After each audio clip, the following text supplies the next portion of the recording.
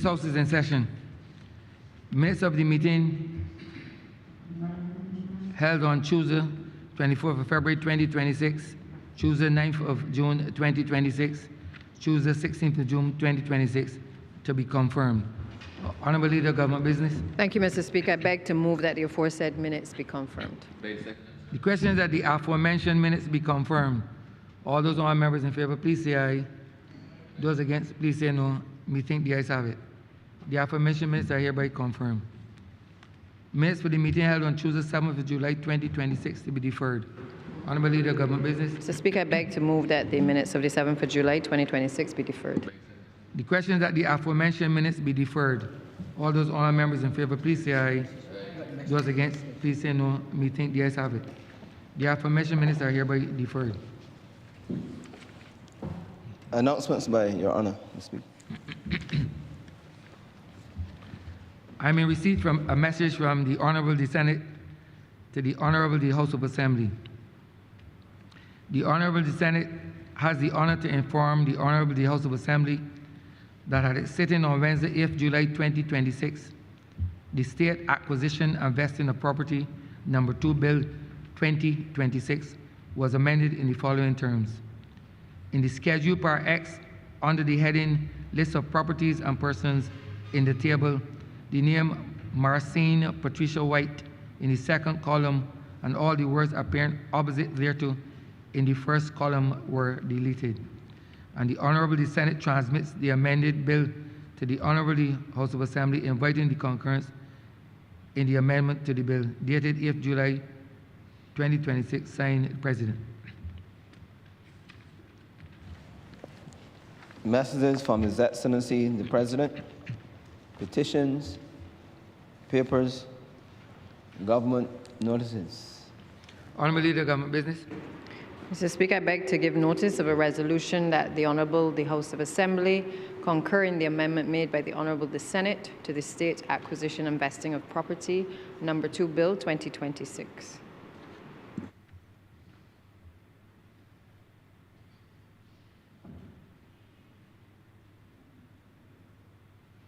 Honourable Leader, Government Business.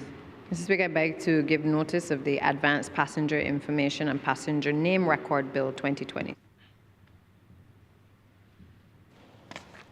Private members' notices, notices of questions, reports from select committees, first readings of bills.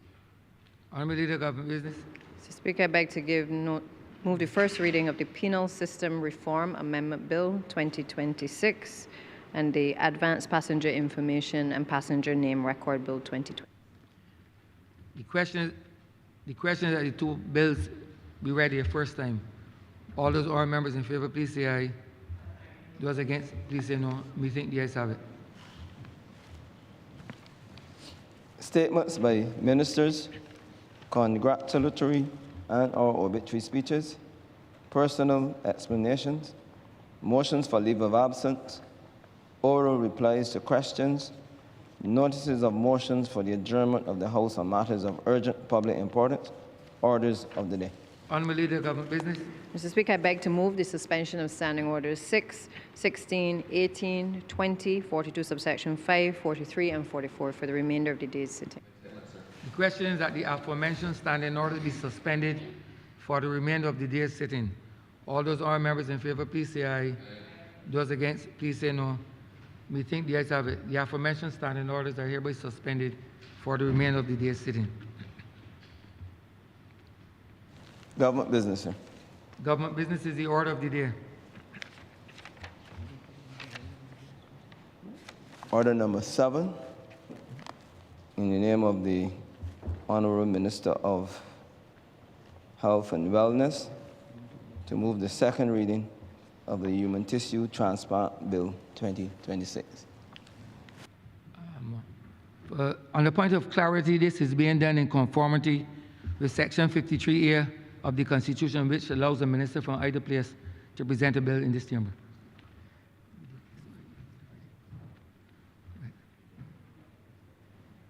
Honourable Minister.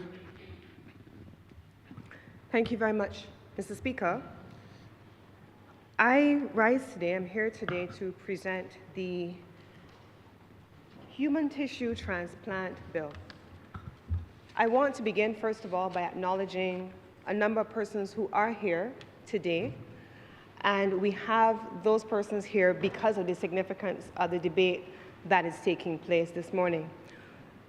Across the public gallery, we have members of the Barbados Kidney Association and the stakeholder representatives who have advocated for decades for this moment to come. They joined us in the other place when this was debated, and they're here again today because of this commitment and because they are eager to see the support of this government, this parliament, for an issue which is not just a legislative matter for them, but it is a lived reality, daily lived reality.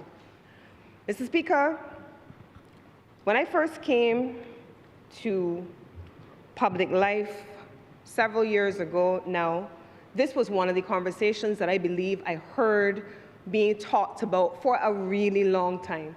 Human tissue transplant. We had an original version of the legislation, and then that had to be withdrawn prior to February, and some amendments needed to be made. We made those amendments, brought the legislation back from the CPC, worked through it with our stakeholders, excuse me, and now we are here today, having already debated and passed it with broad support, bar none, in the other place. We now come to the House of Assembly to bring this legislation.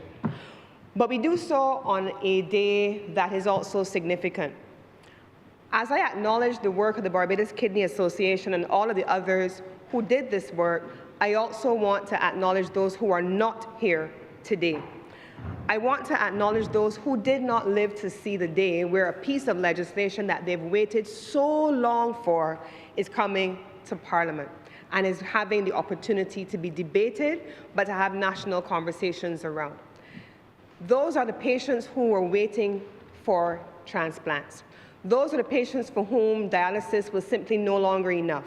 Those are the patients for whom their kidney disease could not be managed any longer, but they needed to have the benefit of a transplant, but did not have a live donor. This legislation did not happen in time to save them. They're not here today to see this, but I also have to honor them.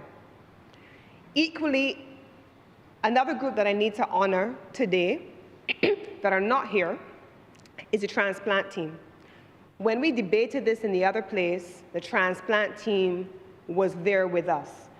They are not here today, but we honor them in their absence, because they're not here because they didn't want to come and see this all the way through. Absolutely they have. This is one of the most significant pieces of legislation for them that could have happened.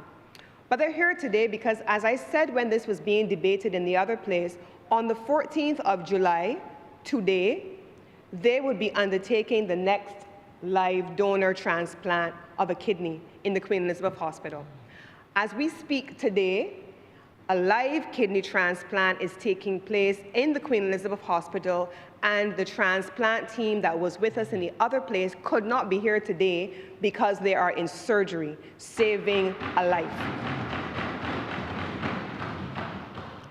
They wish they could have been here, but the most important part of their work is the people that they serve, and they are there dealing with that. And so I want, in their absence, to recognize the likes of Dr. Margaret O'Shea and all of the other nephrologists who are right now in surgical theater, knee deep, hands deep, elbows deep, saving someone's life. Today, July 14th. I hope that when this legislation is debated in this place and it is passed, I hope that we then move to a new environment where we don't have to have persons who are depending only on live donor transplants. But we have persons who are equally able to benefit from donations from persons who have passed. When we did this in the other place as well, Mr. Speaker, over lunch, when the stakeholders joined us, I sat with one of the members of the association, and he said something that stayed with me. He says, you know, because I talked about a number of decades that this has been outstanding for. He said, you know, when you have a jar in your kitchen and you're turning it and you can't get it open, and you hand it to somebody and ask them, could you open this for me? And they turn, but they can't get it open, and they hand it to a second person who they think is a little stronger, and they turn. You may pass through multiple incarnations of trying to get that one can or one jar opened by multiple persons, and then the last person that comes and makes that turn manages to get that jar lid off. They manage to unlock it finally, but it has been loosened by the hands of all those who have gone before and have put their force to the jar's lid to be able to open it. I acknowledge that I get to stand here this morning to turn that jar and to take the lid off. But I come after a long number of persons who came before me, who did everything that they could to open that jar. And so I stand also to acknowledge all of my predecessors, including, and I said this exact thing in the other place when I spoke, so I'm saying it here now again. The persons who came before me, my predecessor, Senator the Most Honourable Jerome Walcott, here in this chamber as well. In this chamber as well, Minister of State Davison Ishmael, who worked along with Senator Walcott when he was in the previous role as Minister of Health. Together, they also worked on this. Before Senator Walcott, we had Minister Ian Gooding-Edgell. He was the Minister of Health. This did not come to this place because over decades, because many ministers did not put their hands to the plow. I get the opportunity today to turn it finally and to be able to unlock the contents of legislation to benefit people. And I am very grateful to all those who have turned and loosened this jar, a little or a lot, to be able to get us here today. But what's the actual legislation? Let's get to the legislation. Legislation speaks about human tissue transplant. And it covers a range of things. If I were to go through the legislation, which I will do now, it covers the administration. I'll come through some of those things in a bit. The establishment of a national donor and transplantation registry. I'll come to that in a bit. The donation of tissue by adults. I'll come back to that in a bit. What happens in the case of minors. What happens after death. And it speaks about the prohibition of trading in human tissue. But this piece of legislation, as I will go through it in a few minutes, covers a range of things that also came before. It covers a body of research and a body of work that has sought to modernize the healthcare system. The last time I came to this place, I spoke about the Barbados Medical Products Regulatory Authority. That's an innovation for our healthcare system. We're speaking also about the existence of newly established Barbados Living Laboratory Research. And I want to honor the chair and the leadership of the Barbados Living Laboratory, who reached out to me to say, Minister, I'm so happy that you guys have been able to get this legislation passed through the Senate. I'm looking forward to getting it all the way through. But I want to offer support from the Barbados Living Lab so we can look at the pairing of human tissue, which is captured in this legislation, and that we can create a registry to pair human tissue and to match human tissue. And I said, absolutely not, but I will come a little later to the implementation of what needs to be done after this legislation has been passed. We saw the Pharmaceutical Inc. created, Barbados Pharmaceutical Inc., BPI, so we talk about pharmaceutical services and what's being done there. So when we pull these things all together, BPI, Barbados Living Lab, Barbados Medical Products Regulatory Authority, and all of the ecosystem interventions that have already been undertaken, this is a health sector reform intervention that we're seeing here overall that forms a part of the whole. And in the context of this particular legislation, they're not separate initiatives. They're all meant to be taken together. So what's in the legislation? What's actually in the legislation? I want to come back then to the administration. We talk about the approval of health service institutions and the establishment of a council. This is an administrative matter that speaks specifically about how this legislation is going to be managed. The creation of a transplant council and how they're meant to function, who constitutes the council that is captured in the schedule to the legislation. And then we go on into part 3, clauses 7 through 9 to talk about the establishment of the registry as well as a public education campaign program and the allocation of tissue. In the other place, one of the things that we talked about, and I said quite clearly, is one thing when you're talking about a living donor, and the transplant that is taking place now is an extensive one. And I asked one of the persons who is from the Barbados Kidney Association, talk me through, in preparation for today, talk me through what actually is going to be happening in surgery as we are in Parliament tomorrow. What happens?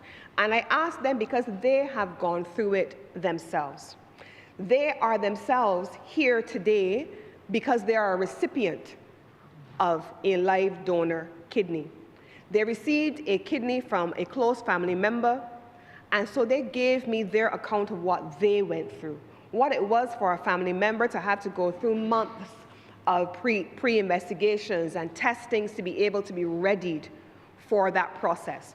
What happens in the 3 hours before they actually go into surgery, where that loved one goes into surgery, and they have to think about, if something happens or something goes wrong, this person is my responsibility because they're giving their organ to me. They talk to me about how they don't take out the infected kidney, the dead kidney, but it stays within the abdominal cavity, and they put the live kidney, the new kidney in, and they begin treatment for several weeks, or maybe 3 months, I think the time frame is that they said, on immunosuppressants. They talked about how for the time that they were on immunosuppressants, they could not pick up their 7-month-old nephew because they had to avoid being exposed to anything because their immune system was at the time under strain. So they talked about that. So it's not just a surgical procedure, it's not just a medical process, it's the emotional transaction that takes place between a loved one and the recipient, a donor and the recipient. People, patients, who are dependent on these transplants in order to continue living day-to-day lives, to go back to work, to have families, to have kids, to be able to support their loved ones, and to be able to make sure that they can live their lives to the fullest. That's what this legislation historically is now being built on the backs of live transplants. That's what's happening right now. But this legislation allows people like us in this chamber to say, I want to wear a bracelet, as we've seen in other countries, that says, if something were to happen to me, if I pass, rather than letting the ants take control of my body and my organs, I want to give the gift of life. I want to be able to let someone else's family benefit from my organs if they are in good order. I want to allow that child, that 15-year-old girl, or that 20-year-old man who has been suffering from chronic kidney disease or end-stage renal failure to be able to have the benefit of life after death, my death. And so I said it in the other place, I say it here. I intend to be one of the first people to lead by example and to sign up to say, here I am, choose me. Here I am, use me. Here I am, take my organs and I gift them to someone else because they're no use to me. I trust that my family is going to honor me with a dignified burial. I trust that my family is going to honor me with a send-off that is befitting of my life. I trust that they're going to have the worship team from my church, and they're going to have the band, and they're going to have the dancers, and they're going to sing all of the songs, and that after an hour, no more, maybe an hour and a half maximum, that everybody will celebrate the life that I have lived, but that someone else is able to say, I got Lisa's heart. I got Lisa's liver. Maybe not my liver. I got Lisa's kidney. I want people to be able to say that they stood to benefit from my life and that they also benefited from my death. And in the other place, the Honourable Attorney General who spoke, he also pledged to donate all of his organs. So I see him smiling at me, so I'm reminding that he promised to donate all of his as well. All meaning all of his. But a moment of levity in a serious conversation. But here's what's also true. These are not separate conversations. We're talking about giving people the gifts of life, but we're also talking about what happens when either a living donor exists or someone who has passed. One of the challenges that we've talked about in this country, and certainly in this ministry, has been the prevalence of non-communicable diseases. We've also talked about the fact that we have an aging society. We've talked about the fact that so many people are living longer, and there's even a conversation now about Barbados being the only country behind Japan to have the number of centenarians living in country. So we're living longer. We're not having more babies, but we're living longer, they say. But if we were to be living longer and living longer healthily, then the conversation on living donors or even donors after death would be different. But one of the constraints that a country like Barbados, Mr. Speaker, is navigating is that with the prevalence and the incidence of non-communicable diseases, more and more people are passing on, and their organs, their bodies, are not necessarily ideal donors for other persons to benefit from transplants. So we have to be able to deal with NCDs. We have to be able to make sure that persons who are navigating diabetes, hypertension, heart disease, all of these things, that we're able to identify what these issues are, have them treated early, and to be able to make sure that we're not just living longer, but we're living longer more healthily. So one of my colleagues came into my office, and I've told this story a couple of times as we've evolved it. One of my colleagues came into my office about a month ago, and they said, you know, Minister, I feel as though we need to be able to do something about how people are living with diseases or illnesses that they don't know anything about. So I gave the example, in our talking about it, excuse me, I gave the example of me going one day for a random check. I do it every year, usually in January to coincide with my birthday, and I go and I do all of the blood work and all the testings and stuff like that. So they discovered at the time that my HbA1c numbers were higher than they should have been. And I said to them, to the colleagues, I said, well, what are my numbers doing up there? I think I eat well. I don't eat junk all the time, too often, that is. I may not exercise, but my numbers are a little higher than they should be.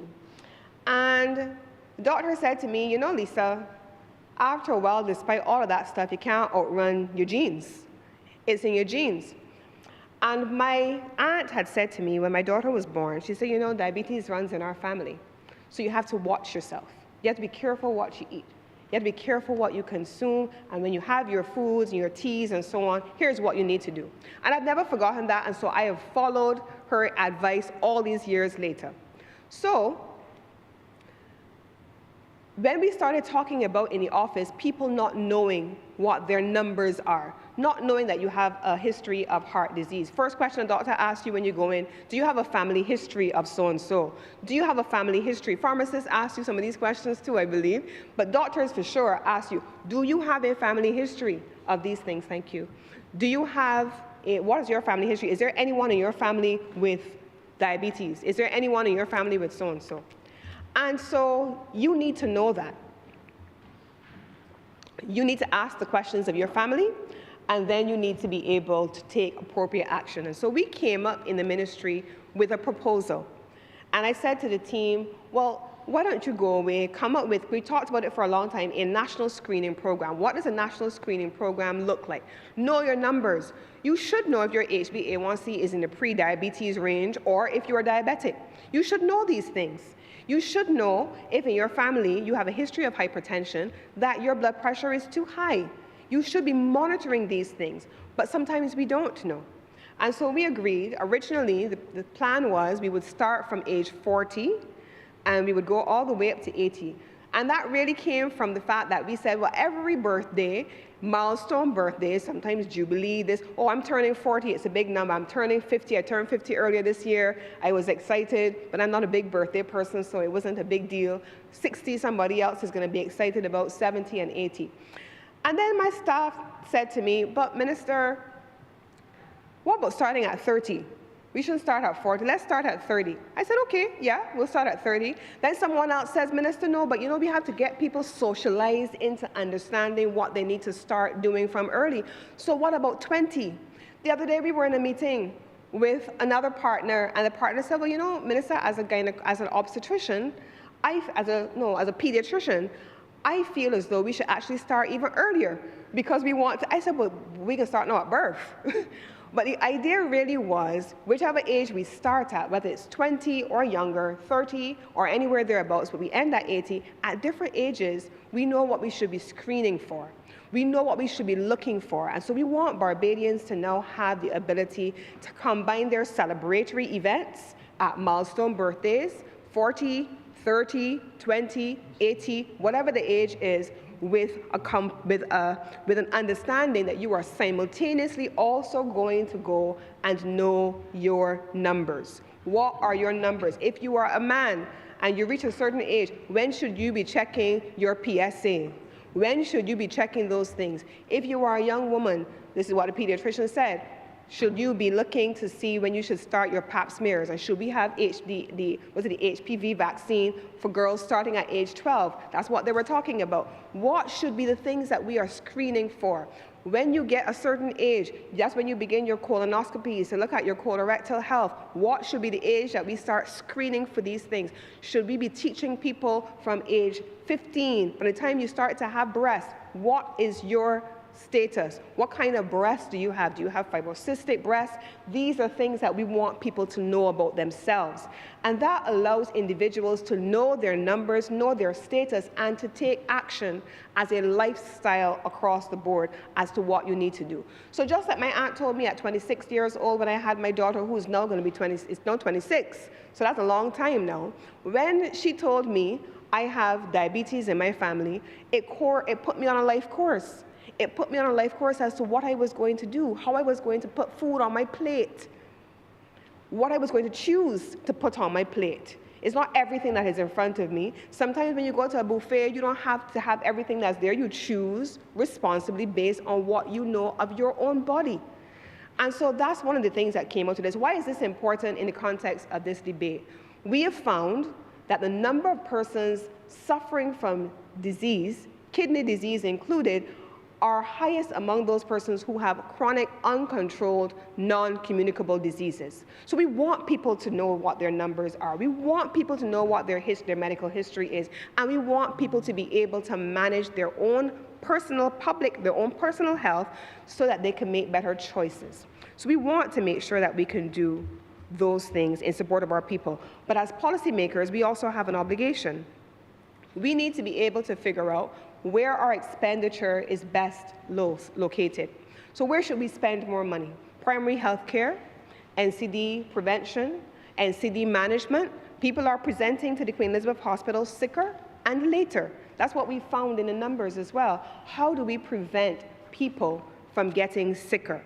And so we want, as policymakers, once people know their numbers, to be able to have the benefit of what we now call a life course framework that tells you if by the time I get to 50 years old, the life I have lived, the choices I have made, because I knew my numbers from the time I was 20 or from the time I was 30, has allowed me to make choices about my own well-being. Those are things that are avoidable. But for the things that are not avoidable, for the things that we cannot avoid, that's where this legislation comes in also. It allows us to make certain that persons, whatever the reason, that they're able to benefit from a healthy organ. That brings me to what happens when you are managing chronic illness. One of the things that we're very proud of, but we know we need more of, is dialysis support. When I first came to the ministry and I was looking to see what our facilities were and what we were offering, I had the opportunity to go to, of course, the Queen Elizabeth Hospital, where we have 24 chairs. We call them chairs, not beds, but chairs supporting dialysis patients. But then outside of the Queen Elizabeth Hospital, there are about 3 additional locations where persons can have the benefit of dialysis support. One of those locations is in St. John Polyclinic, and I talked about that in the other place on purpose. Now, when I went to the St. John Polyclinic, They have a facility, it's a partnership with a private service provider, a Barbadian, SILS, who we met with very recently here in Barbados. And his story is an important one. And with your permission, Mr. Speaker, I'd like to call his name. Kurt Lambert, most honorable Kurt Lambert. He was honored by our country a few independences ago for extraordinary contribution. Many of us would have seen the features in the newspaper, but sometimes we just don't know to make the connections between when somebody is celebrated nationally and they walk across the parade square at Kensington, they collect their insignia, and they walk away. We don't always know what that is for. But if you go to St. John Polyclinic, or if you go to two other locations, one of them in the Maria Holder Trust, the Diabetes Center in Warrens, and then you also have a facility in Carrington Village. If you go to those locations, SILS is the name of the company, led by Kurt Lambert, a Barbadian whose mother suffered with chronic kidney disease. And he decided that he wanted to give back to Barbados because of what he lived with his mother. Out of that, SILS was born. And now he wants to do even more. So across the country, persons are having the benefit of the screening that I talked about in the facility right there in Carrington Village. They are detecting kidney disease before it advances and then leading to treatment. They're working with persons in St. John, in the St. John Polyclinic, where people, they open at 4 o'clock in the morning. Could you imagine getting up at 4 o'clock in the morning and going into a facility to be able to have the benefit of dialysis treatment? Why is that important, Mr. Speaker? Because people want to be able to live normal lives. People want to be able to get up, go have their dialysis treatment, go back home, have their shower, get ready for work, and go on to work as if none of that is actually happening. They want to live normal lives like you and me. And SILS in the St. John Polyclinic and the other locations where they're located allows people to do just that. Hopefully, we expect by end of year, certainly into early 2027, we will see an even further expansion of the capability of dialysis treatment in the country. We've already had the dedicated engagements with the Queen Elizabeth Hospital and SILS, along with the public health officials, to see how we can expand that even further so that people are able to have the benefit of dialysis support in their communities, in situ, without all having to go into the Queen Elizabeth Hospital. We're hoping to be able to have that done in the shortest possible time frame, certainly between now and early 2027. So if I were to come back, I'm giving both context and going through legislation at the same time. So it allows for, at part 4, the donation of tissue by adults, but it separates out the regime for adults from children. And here's what it does.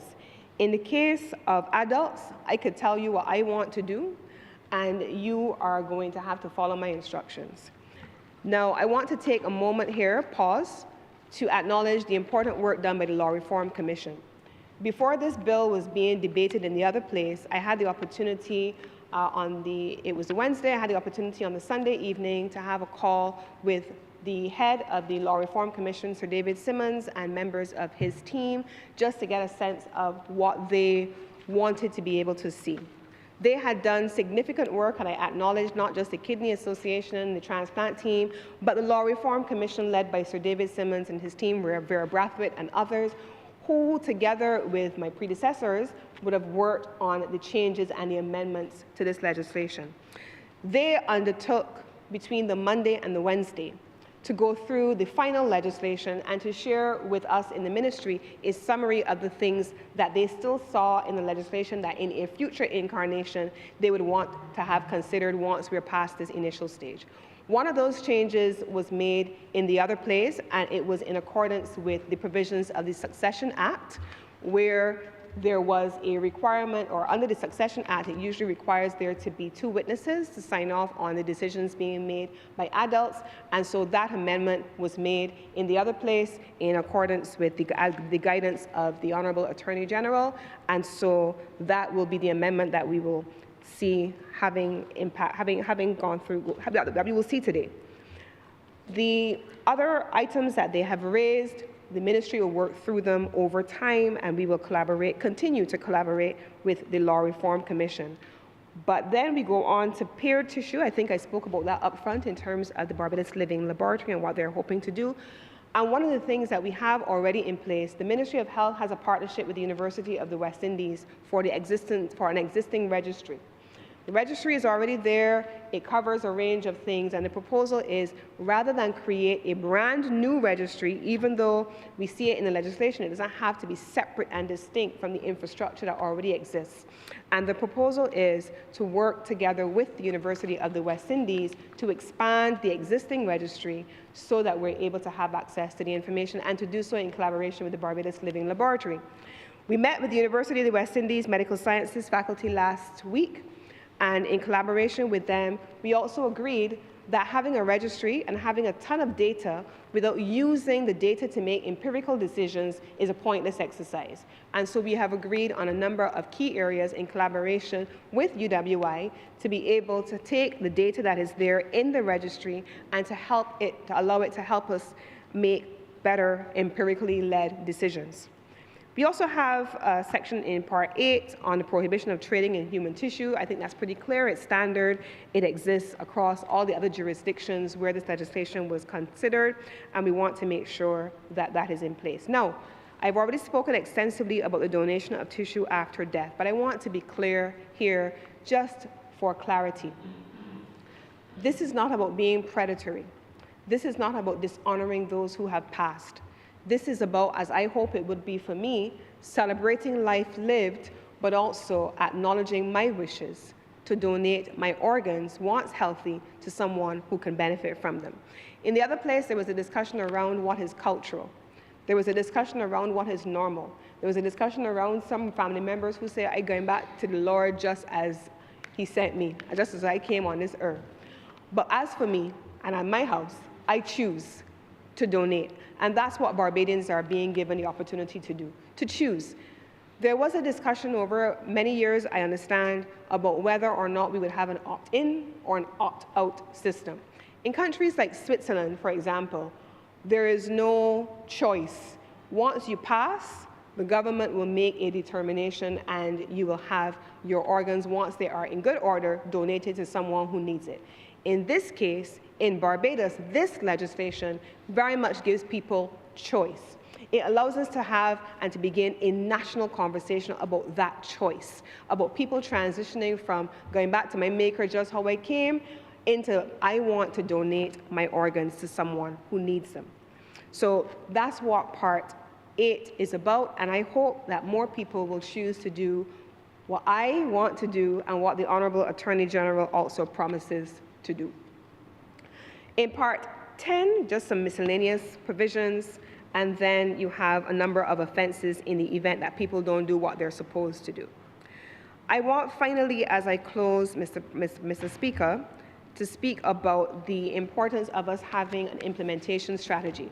Once this legislation has been reviewed and is passed, it is the intention of the Ministry of Health, one, to establish a National Transplant Council in the first instance, but equally to have an overall strategy that allows us to govern what happens both with living and transplants after death, so that we have a comprehensive framework that supports the transplantation framework that we are developing here, and that's one of the things that is going to happen. And so we will begin to work in the ministry on a national organ donation and transplantation strategy that gives effect to this legislation. We will, and we commit to working together with the stakeholders who are here today. They have advocated for all of these decades to be able to get us to this point, to all who have put their hands to this particular plow, to move with a matter of with immediate urgency to implement the provisions of this legislation, to put all of the communication strategies in place, to put all the consultative strategies in place, and to be able to support the implementation of the strategy as I have outlined. It will begin with a roadmap. What needs to be done first? It will allow us to bring together the clinicians, some of whom I spoke about before, the leadership of the hospital, patients, families, professional bodies, and regional partners. That brings me to the question of a regional donor bank. There has been a discussion around whether or not we have enough organs to be able to donate in a small jurisdiction depending on the health of those organs. And so there has been an equal discussion about whether or not the region should pool their resources together to be able to benefit from organ availability in another jurisdiction in another. And so equally, we as the Ministry of Health want to pledge our support to the regional initiative for there to be a regional organ donor bank where we can pull on the resources of our CARICOM colleagues and our regional colleagues to be able to support people in order to access organs. In conclusion, Mr. President, Mr. Chairman, Mr. Speaker,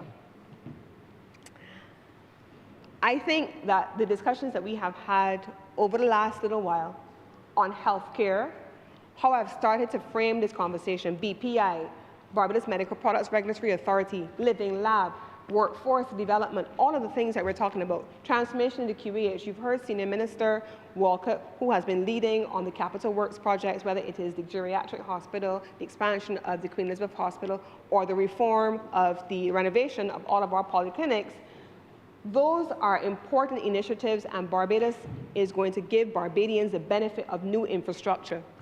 But it is my commitment to give the gift of new systems so that we're not putting old wine in new skins. Because if we put the systems that we have had historically over many, many generations into those new facilities, then we would not have done ourselves justice.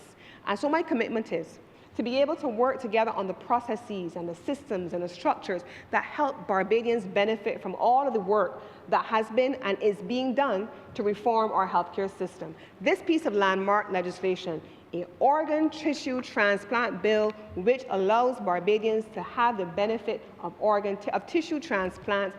I think there are a couple of changes that we also made, including stem cell transfers. We made those changes at the last minute to make sure the bill was as complete as it could be. We want to make sure that Barbadians have the benefit of our full, complete support for infrastructure that works, systems that benefit people, structures that work efficiently, and to ultimately move Barbados into the third decade of the 21st century, serving people and keeping people first at the center of every single policy decision that we made. This legislation is important. This legislation is transformational. This legislation is life-saving. And with these words, Mr. President, Mr. Speaker, I beg to move that this bill is read a second time.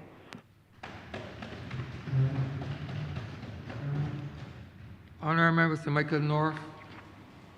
Thank you very much, Mr. Speaker, sir.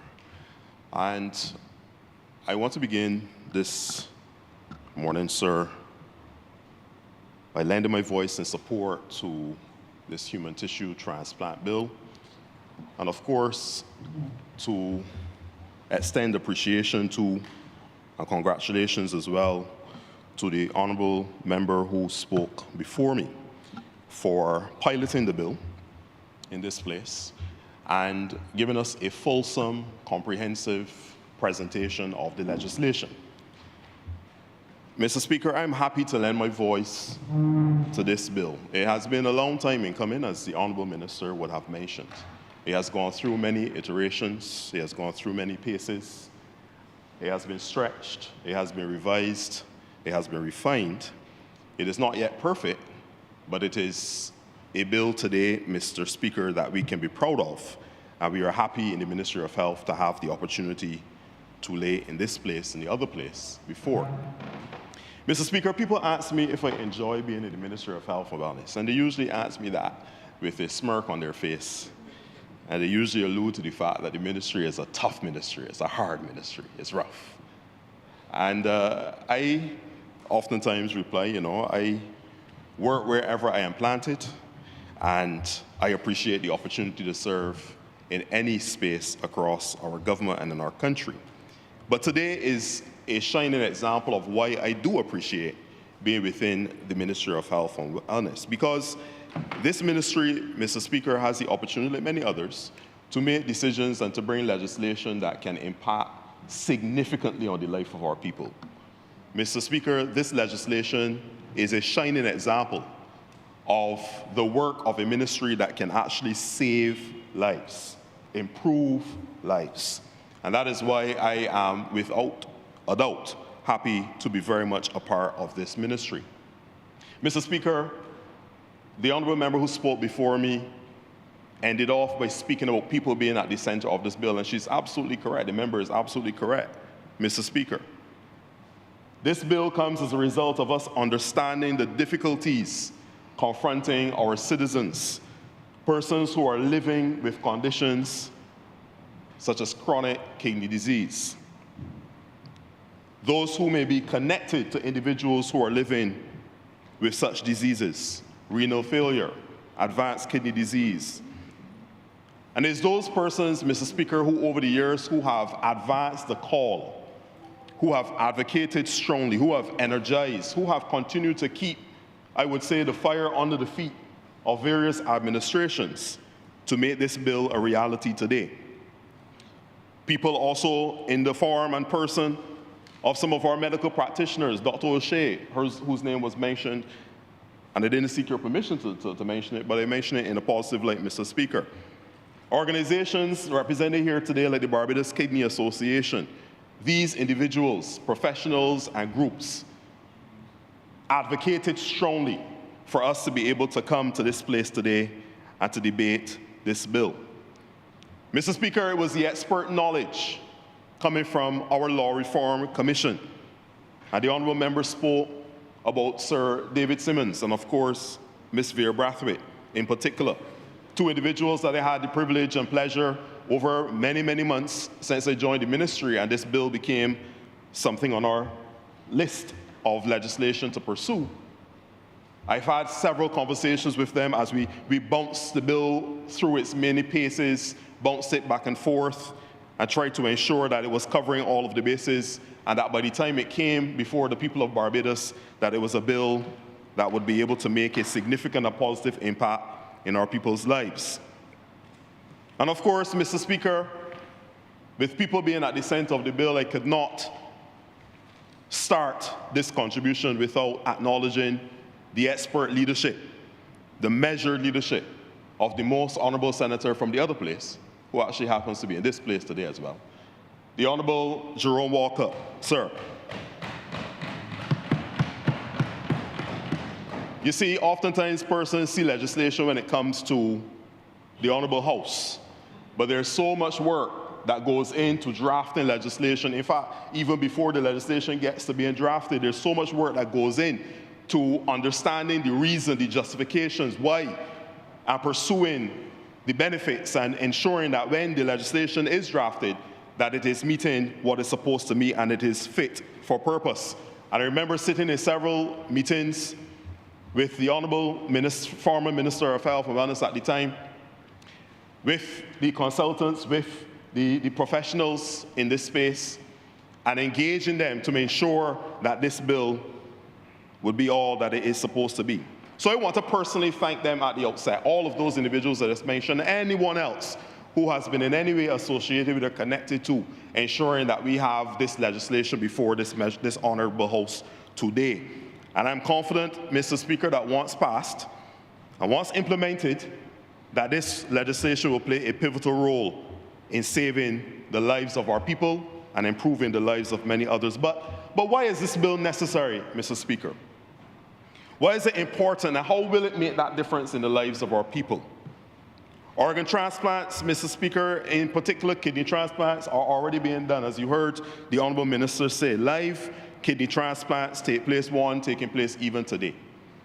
We have actually, on average, 4 to 5 kidney transplants that take place on a yearly basis, 4 to 5. And that number may seem small to others, but there's a lot that goes in to being able to perform a kidney transplant.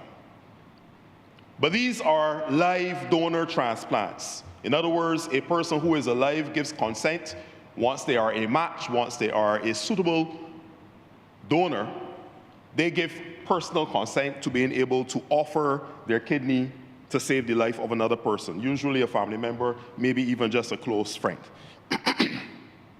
But one of the key elements of this new bill that we have before us, Mr. Speaker, for me, is found in Part 7 of the bill, which now offers our people an opportunity to have organs donated receive donated organs from persons who have passed away, a deceased person.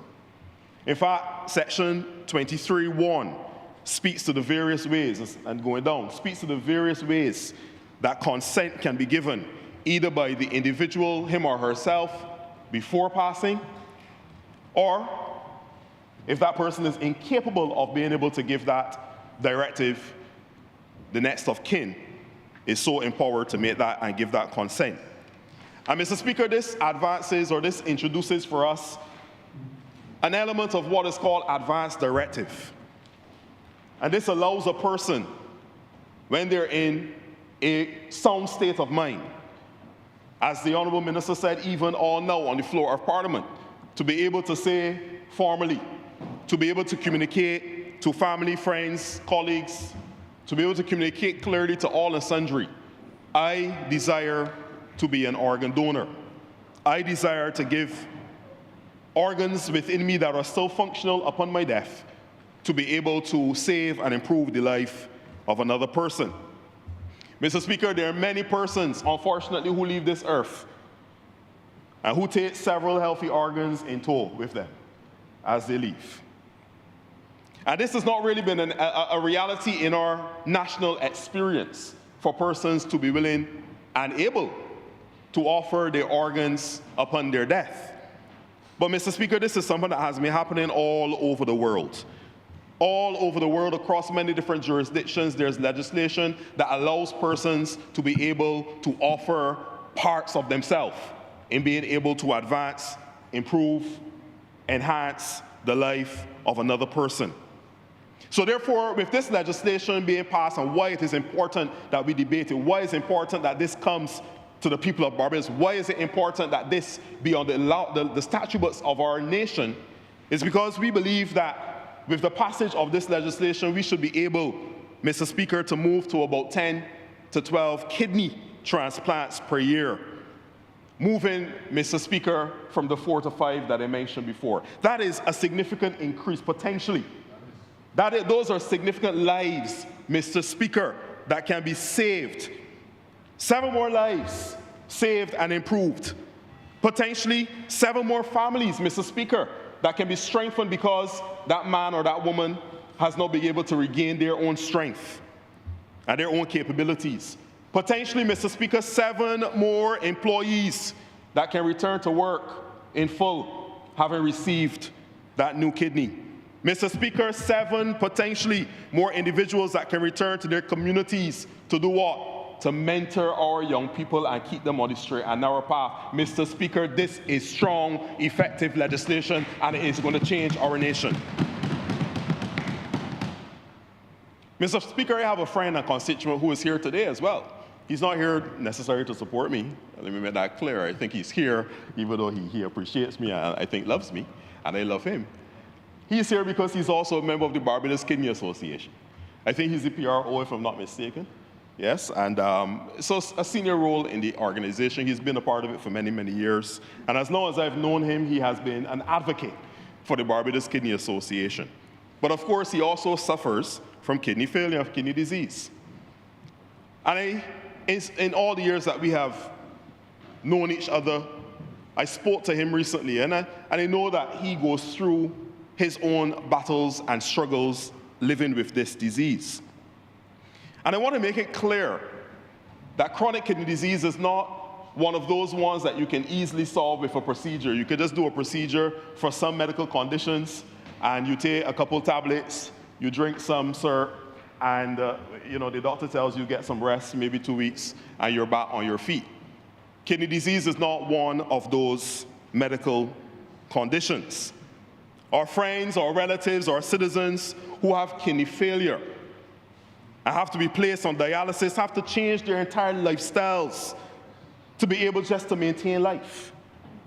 It is a serious and impactful disease. In many cases, they have to spend 2, 3, sometimes even 4 days connected to a dialysis machine just so they can filter and clean their bodies. And in some cases, there are individuals who have to stay on it every single night when they're doing the home therapy. And that is at least 10 hours a night. So therefore, you can imagine the impact on this person's life. The person who has dialysis has to change their entire life to be able to manage this condition. 10 hours a night, Mr. Speaker, when you may want to go out to one of our crop over events that are happening right now, is a significant impact. 10 hours a night, Mr. Speaker, if you go out to the crop over event and then have to get up for work the next day, shows you the impact that dialysis and this treatment can have on the life and the livelihood and the lifestyle of our individuals. Dialysis, Mr. Speaker, is not easy. While it is keeping our citizens alive, it is also wreaking havoc on their livelihoods and their lifestyles. Mr. Speaker, many people don't recognize. They think that when you go on dialysis, that you're just hooked up to a machine, you spend a couple hours and you go back home, everything is hunky-dory. But they don't realize the dipping of the blood pressure. They don't realize, Mr. Speaker, sir, the loss of energy, the loss of appetite. They don't realize, Mr. Speaker, the fatigue, almost chronic fatigue, that our citizens have to bear when they're living with chronic kidney disease and failure and renal failure, Mr. Speaker, sir, and have to be put on dialysis. They do not realize the impact on productivity, sir, when these individuals who were once strong employees, productive individuals in our society, now have to reduce their pace. They have to move slower. They have to do less. Mr. Speaker, and they do not often recognize the impact on the family structure, because in many cases these are breadwinners who then are not able to win bread. Mr. Speaker, they have to change how the family dynamic works. And it puts a strain on relationships. It puts a strain on relationships between husbands and wives, partners. It puts a strain on those who have children, Mr. Speaker, when they cannot be as effective at parenting as they used to be. Mr. Speaker, we have almost 300 people in our nation that are going through what I just described. Almost 300 individuals in our country are right now receiving dialysis treatment. And Mr. Speaker, to give you the scale of the challenge that we're facing, in the year 2006, Mr. Speaker, we had 185 patients that were receiving dialysis treatment. 20 years ago, 185 patients were receiving dialysis. 20 years hence, we now have close to 300 people who are receiving dialysis on a weekly basis. Mr. Speaker, that's 300 people who are connected to many hundreds more. Another reason why this bill is absolutely important, Mr. Speaker, is because the cost to sustain lives via dialysis is significantly greater than the cost to do an organ transplant, a kidney transplant in this case. The upfront cost for doing a kidney transplant is significant. But the long-term cost in terms of managing them via immunosuppressants, being able for them to check in to their doctors on a regular basis, sometimes however often throughout the course of the year, that cost over the long term is significantly less than if you were managing that same patient via dialysis for the rest of their lives. A single dialysis session, Mr. Speaker, is estimated to be $1,000 to $1,500, $1,000 to $1,200, Mr. Speaker, my apologies, per session. $1,000 to $1,200 per session is what it costs. And given that patients require, Mr. Speaker, multiple sessions in any given week, 3, sometimes 4, you can already see that there is a massive recurring draw on our health budgets. Mr. Speaker, the QH alone had approximately 17,544 dialysis sessions in 2025. I'll say that again for you, Mr. Speaker. 17,544 dialysis sessions were done last year at the Queen Elizabeth Hospital alone, at $1,000 to $1,200 a session. And we outsource a lot of our dialysis treatment to sales, as the Honourable Member and Minister would have said. We outsource a good portion of our dialysis treatment to the private sector. And that cost to outsource dialysis treatment in 2025 was $4,565,561. $4,565,561 for 2025 alone. $4 million one way, outsourced. 17,544 sessions in-house at the QEH. Mr. Speaker, you can see the impact on our budget. But even as I mentioned the QEH and I mentioned the immunosuppressant drugs, I want to pause right here just for a second just to give a public apology, Mr. Speaker, to our citizens who have had a difficult time over the last few weeks in accessing their drugs at the pharmacy at the QEH.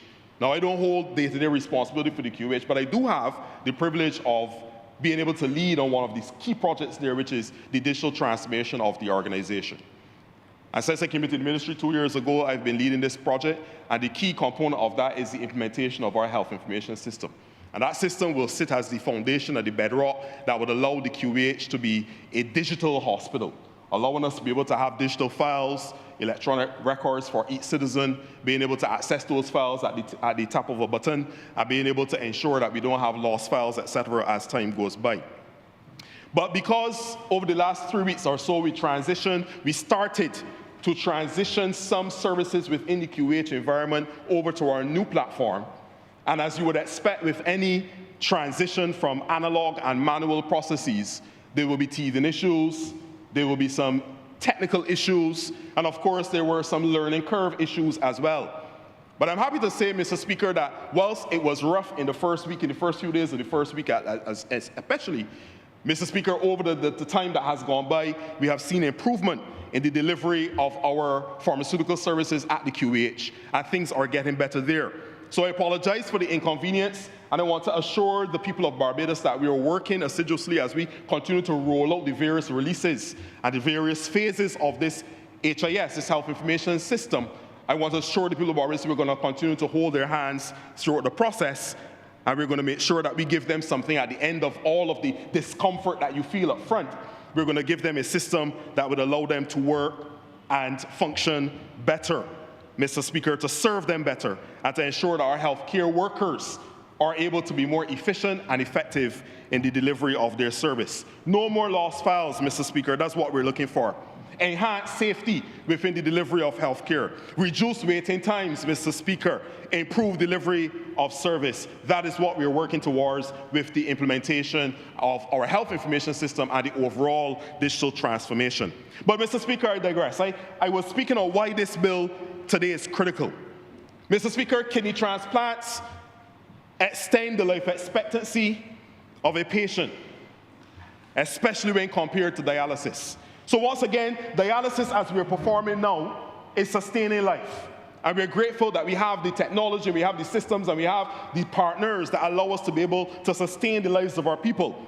But this bill gives us the opportunity to expand the numbers of kidney transplant procedures that can be done for our citizens. And the research tells us, Mr. Speaker, that kidney transplants extend the life expectancy of a patient, especially when compared to dialysis. Beyond extending the life expectancy, sir, I spoke to you about life quality, the quality of life. I've seen and had the opportunity just a few weeks ago to be with the Barbados Kidney Association when they had a presentation, they had a discussion, really, and they allowed a panel, they crafted a panel, and they so graciously invited me to sit on the panel to discuss this same bill before it was coming, and to discuss kidney disease and of course, kidney transplant opportunities in Barbados.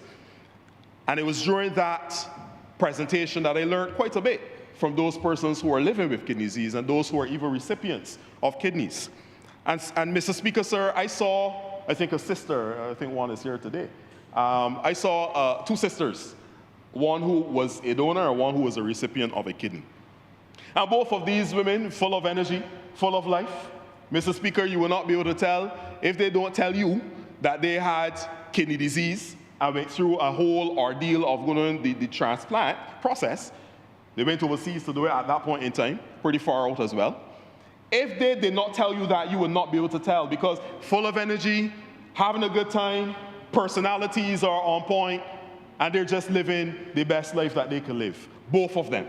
The donor, who would have given the kidney, and the recipient who received the kidney. And you can see the impact, the positive impact that opportunity to have a kidney transplant has made to their lives. That was a living example, and there are hundreds more living examples. And with this passage of legislation in here today, and as it goes through its paces, there will be hundreds more, even thousands more of citizens who can also have a new lease of life, Mr. Speaker.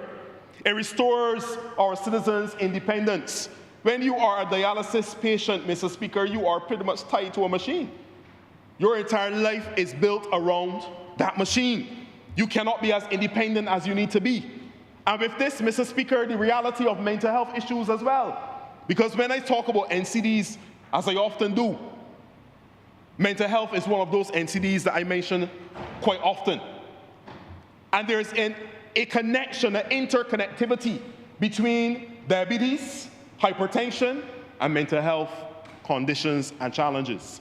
Many persons, when they get a diagnosis of cancer, for example, many persons, when they get a diagnosis of hypertension or sugar, as we would say back in the day, when persons get those diagnoses, and many times it puts them into a tailspin, Mr. Speaker. They don't know what the next move will be. They don't know what their future will hold. And that has a negative effect in many cases on the mental health of that individual patient. I have seen, Mr. Speaker, persons who are living well, mentally, emotionally, physically, because they are now a recipient of a new organ. So, Mr. Speaker, this legislation today with advanced directive, being able to offer parts of yourself to save the lives of others, pieces of yourself, quite literally, in circumstances where you have passed, this now gives life-saving opportunities to others. We need this legislation on our books. So there's no doubt, Mr. Speaker, that this is good legislation today. But beyond the legislation, what are we doing here? We are reminding our people that chronic kidney disease can be largely prevented, in most cases. Sometimes there are genetics that go into it, and a person may not be able to outrun it. As the Honourable Minister mentioned, being the advice of her aunt, in terms of outrunning your genes. There's some genetic predispositions that persons have. But a lot of these conditions, chronic kidney disease, there is a considerable link to other non-communicable diseases, uncontrolled diabetes, uncontrolled hypertension. These in particular have been shown to be key determinants in persons who then develop chronic disease over time. So there are significant risk factors that can contribute to development of this disease. And I say this all the time. I've said it from this floor of this Honourable House several times. That old adage that I heard when I was a child. An ounce of prevention is better than a pound of cure. And we want to remind our citizens, and I remind them on every opportunity that I get to speak to the nation, I want to remind our people, prevention is better than cure. And we want to stress prevention along a continuum, sir, from primary level prevention to secondary level prevention. Primary prevention for me, Mr. Speaker, focuses on reducing the established risk factors like diabetes, hypertension, and obesity. And we want to encourage our persons to adopt and follow healthy diets, Mr. Speaker. Increase your physical activity. In fact, Mr. Speaker, the research has shown us that if we achieve adequate levels of physical activity, this has a positive impact of 18% in lowering the odds of developing chronic kidney disease. Maintaining an active lifestyle, Mr. Speaker, moving more, has been shown to reduce your risk of developing kidney disease by 18%. That's close to 20%, Mr. Speaker. Close to 20% reduction in the risk of developing chronic kidney disease just by moving more. So I want to encourage our people, become more active. That's primary level prevention. How do we stave off and how we reduce the risk factors? But secondary prevention, Mr. Speaker, emphasizes the early identification of chronic kidney disease, managing our blood pressure, managing our blood sugar. And of course, in doing this, even upon a diagnosis of kidney disease, this can allow for the slowing of the progression of the disease, because there are many stages to it. and you can actually slow its progression by making better life choices. So as a part of our NCD fight generally, Mr. Speaker, I have been pushing and advocating, I've been a strong proponent for the last 2 years of being in the ministry for screening, encouraging our citizens to know their numbers and to maintain their annual or even more regular health examinations. Mr. Speaker, within the ministry we have a mobile clinic. The mobile clinic goes to various sites across the island. We go to public sector sites, we go to private sector sites, we go to events, and that provides an awesome opportunity to our citizens to have access to screening opportunities very close to their home or wherever they may be at that point in time. I'm happy to see, since coming to the ministry over the last 2 years, I'm happy to see the proliferation of health-related activities. Almost every weekend in this country, Mr. Speaker, there's some sort of health fair. Churches are doing health fairs, schools are doing health fairs, non-profit organizations are doing health fairs, providing more opportunities for persons to come and get their blood sugar screened, test, come and get their blood pressure checked and screened. I want to encourage this to continue. And I therefore want to congratulate our partners at SILS because, Mr. Speaker, they have had a screening program in particular for kidney disease, their kidney testing program. They've had it for several years, and they've screened nearly 4,000 citizens in Barbados. Nearly 4,000 of our people have been screened through SILS. That is a fantastic initiative, and I want to, on this floor of this House, congratulate them for so doing, Mr. Speaker, sir. And finally, Mr. Speaker, I want to remind our people that we are what we eat. We are what we eat. We need to pay closer attention to what we put into our bodies on a daily basis, Mr. Speaker, because what we eat today will either help or hurt us tomorrow. I say it again for emphasis. Mr. Speaker, we as a people need to reduce our sugar consumption, reduce the added sugar, reduce the salt consumption. Mr. Speaker, there is no need for us to use the shaker on the table to add more salt to our meal. I heard certain members say that they have stopped doing it. I'm happy to hear that. And I want to encourage all other members to make sure that you avoid the salt shaker on the table. You do not need any more salt in your food. Eat it as it is. I'm sure it will taste just as good. Reduce the salt consumption, Mr. Speaker. Reduce, Mr. Speaker, and this one may mash a few corns, the alcohol consumption.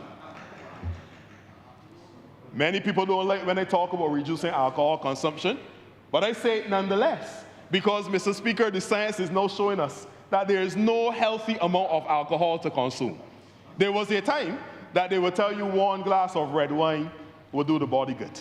In fact, the old people would tell you it will kill the worms. I'm not sure what worms it was killing, or if it does kill any worms, I doubt it very much. But I'm saying to you, the science is now showing us, Mr. Speaker, that there is no healthy volume, amount of alcohol for us to consume. So I want to just say, reduce the level of alcohol consumption, in particular at this time, where I know that we are very festive and we're having a wonderful time in our season, crop over. I still want to encourage our people, be mindful, consume less alcohol. Quit smoking altogether. Smoking is a bad habit. We need to encourage our people, and thankfully in Barbados we've been able to manage this particular risk factor quite well, but we do still see a lot of persons who are smoking, and unfortunately we have persons who are now vaping and different things like that. I want to encourage our people to quit smoking. I want to encourage our people to move more, Mr. Speaker, move more. And I did not say exercise more, I said move more. That may mean just putting in more steps on a daily basis. That may mean getting your fitness trackers on your watches on your phones to monitor and setting a target of walks and steps, walking and steps per day. That may be as simple as what is needed, but I'm encouraging our people to move more. Drink more water, Mr. Speaker. That's a good strategy. We need to drink more water, Mr. Speaker, sir. And one that we don't speak about a lot, we need to get adequate sleep. I think this is one of my personal Achilles heels, getting adequate sleep. That is a challenge for most of us, I'm sure. But we need to try our best to do it. And Mr. Speaker, if I can say this very clearly and put it in a term that, or in terminology that we will all be familiar with, don't stress so much. The songwriter said, don't worry, be happy. I believe that if we could encourage our citizens to stress less, monitor the level of stress in your lives, it may be difficult, but monitor the level of stress in your life. Don't worry, Mr. Speaker, be happy. And that would allow us to be able to stave off some of these diseases. I want to offer in closing, Mr. Speaker, some suggestions beyond what I've just shared. Because as I speak on this issue over the last 2 years, I've heard that common rebuttal. But eating healthy is very expensive. Eating healthy is very expensive. And whilst there's a lot of work that still needs to be done by this administration to be able to help to ensure that healthy items on our shelves are more affordable, there's more work to be done. Significant work has been done by this administration. I believe in the last budget and the budget before that, we would have expanded the healthy basket of goods, making healthier items in that food basket more affordable, removing or reducing the VAT rating in many cases. So there's more work to be done, but we're going in the right direction. But might I suggest, Mr. Speaker, firstly, we can replace some of the more expensive animal proteins that we consume. We can use legumes, lentils, split peas, and of course we can use tinned fish as well to be our protein source. We can reduce some of the items. And Mr. Speaker, I know that this will sometimes conflict with industry. There are persons out there who would want to obviously advocate for more pork production and more chicken production and more beef production, etc. No problem with that at all. But Mr. Speaker, I'm just saying that if we want to reduce the strain and the hit on our budget, if we want to be able to afford some of the healthier meals, we can replace and supplement. We can take out or reduce some of these expensive proteins, and we can replace them with the healthier alternatives, lentils, split peas, etc. Secondly, I believe that we should reduce and even substitute entirely some of the imported fresh fruits that we buy in our supermarkets. Mr. Speaker, there's a lot of local seasonal fruits that are available. Mango, golden apple, soursop, pawpaw. All of these have significant medicinal benefits to our bodies. They're nutritious, they help us, and they're available to us sometimes right outside in the yard. So it's not that difficult for us to have access to it at little to no cost. Mr. Speaker, there are also seasonal vegetables, tomatoes, string beans, cucumbers. These are all advised because they're affordable and they're very nutritious for us as well. And fourthly, Mr. Speaker, tomatoes. Yes. And fourthly, are very good for men as well in terms of prostate health. Mr. Speaker, sir, I would also want to encourage that we replace these 100% imported juices. I say 100% loosely. But these juices that are imported, Mr. Speaker, and we can replace them with homemade local juices, sir. Our Deputy Prime Minister is a strong proponent of this. I've seen her post so many videos, Mr. Speaker, of her juicing. And she mixes some wonderful concoctions. We can use our local fruits, Mr. Speaker, to make juices and smoothies without having to go and buy these very expensive alternatives. Golden apples, Bajan cherries, all of them provide significant fiber, and of course they reduce our expenses all in all. So, Mr. Speaker, with that, and in closing, I support this bill with all that is within me. It will offer our citizens, Mr. Speaker, the opportunity to literally offer parts of themselves to assist in the improvement of lives of other persons, in many cases saving lives as well. It will increase our numbers of kidney transplants that we can do on a yearly basis. Mr. Speaker, ultimately it will improve the lives of our people who are currently living on dialysis, returning fathers to their children, returning wives, Mr. Speaker, to their husbands, returning men and women, Mr. Speaker, to be more active members of their community and this society. This is what we are here to do, Mr. Speaker. That is what Parliament is about. And that is what this Barbados Labour Party administration has been about for many, many, many decades, making a better life for our people. Mr. Speaker, I'm obliged.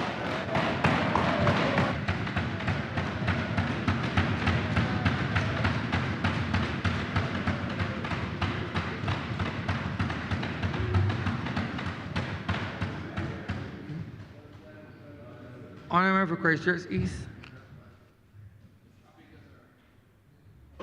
Mr. Speaker, I don't exactly know how one comes behind such a passionate and driven and heartfelt presentation, sir, to break down and talk about the law.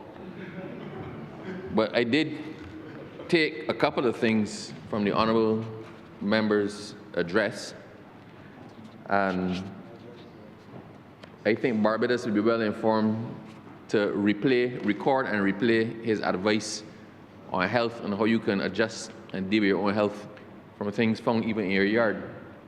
I did not appreciate, sir, the fact that at certain points he was looking directly at either myself or Minister Simmons.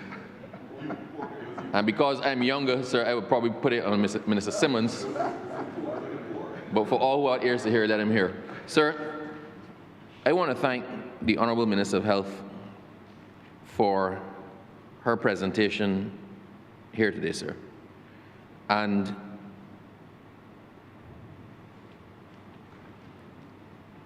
I had the opportunity to hear her present in the Senate, in the other place, sir, and once again here on perhaps one of the most transformative pieces of legislation that has come before this place.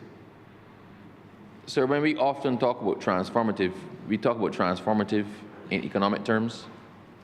We talk about transformative in legal terms. But sir, this is actually transformative in human terms. I want to acknowledge the presidents of the Barbados Kidney Association. That might be the wrong name, but thank you, the Barbados Kidney Association.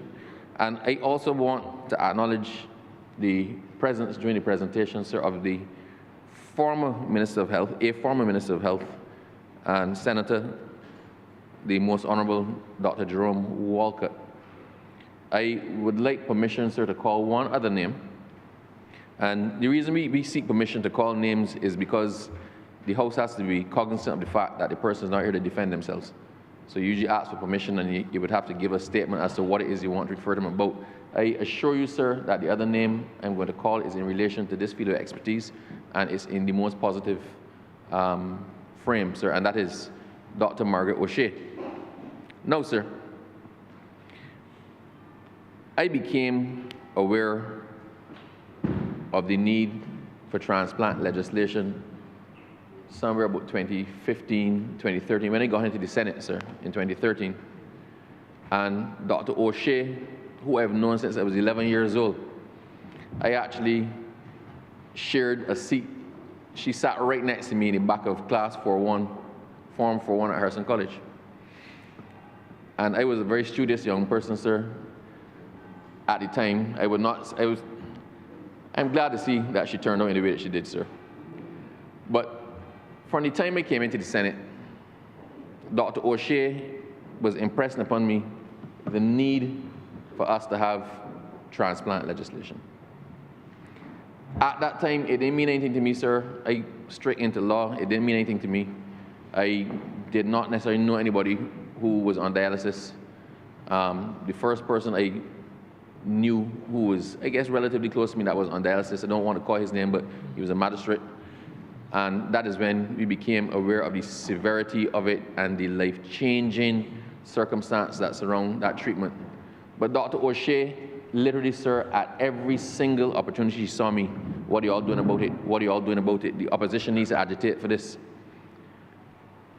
And sir, when we then became the government in 2018, I got a phone call the day after the election, and it was from Dr. O'Shea congratulating me on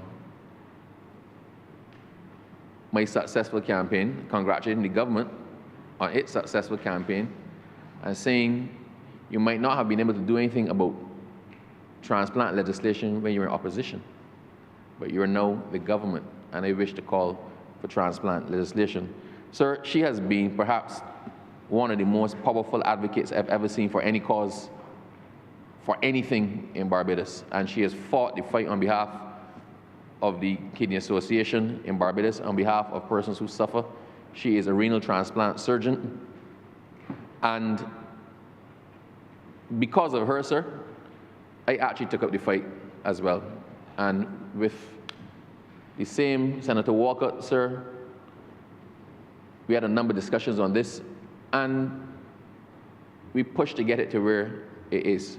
As Senator Cummins said, as the honorable member said, you know, sometimes people see the person who turns the jar, who actually takes off the lid of the jar, but they don't see all the people who put the elbow grease in to try to loosen it, right? But there have been a number of people who have fought that fight, and I can't call all of them, but I wish to acknowledge everybody who has played a part in getting us to where we are to try to save some lives in Barbados and to do good from this place. Now, having said that, sir, I wish to address some of the concerns that I've heard. Because while we're in here debating, the fact is we cannot ignore the concerns that we hear on the outside. We're a government, sir, not only of in here, but of outside, and of all the persons in Barbados. We have to do a cultural shift and an expansion of our mind to accommodate certain things. Barbados does not have a culture of organ transplants. It does not have a culture of tissue transplants. This is completely new ground. The amount of persons that I have heard say, I want to go back to the Lord with everything that He gave me. Or other such things like, I don't want to donate any organs. How they gonna know that I dead? Suppose they take out something from me and I'm not yet dead. The fact is, sir, if we strip it down, it makes no sense. Every day in Barbados, persons are pronounced dead. Every day in Barbados, a medical examination is done to verify that somebody has passed on. But while that is true in the bald facts of it, we cannot get past the fact that some sectors of our society have this as a serious concern. So whatever it is that we're doing and whatever it is that we're passing, for the full effect of this to happen, we need buy-in from as many people as possible. We need the widest possible donor pool.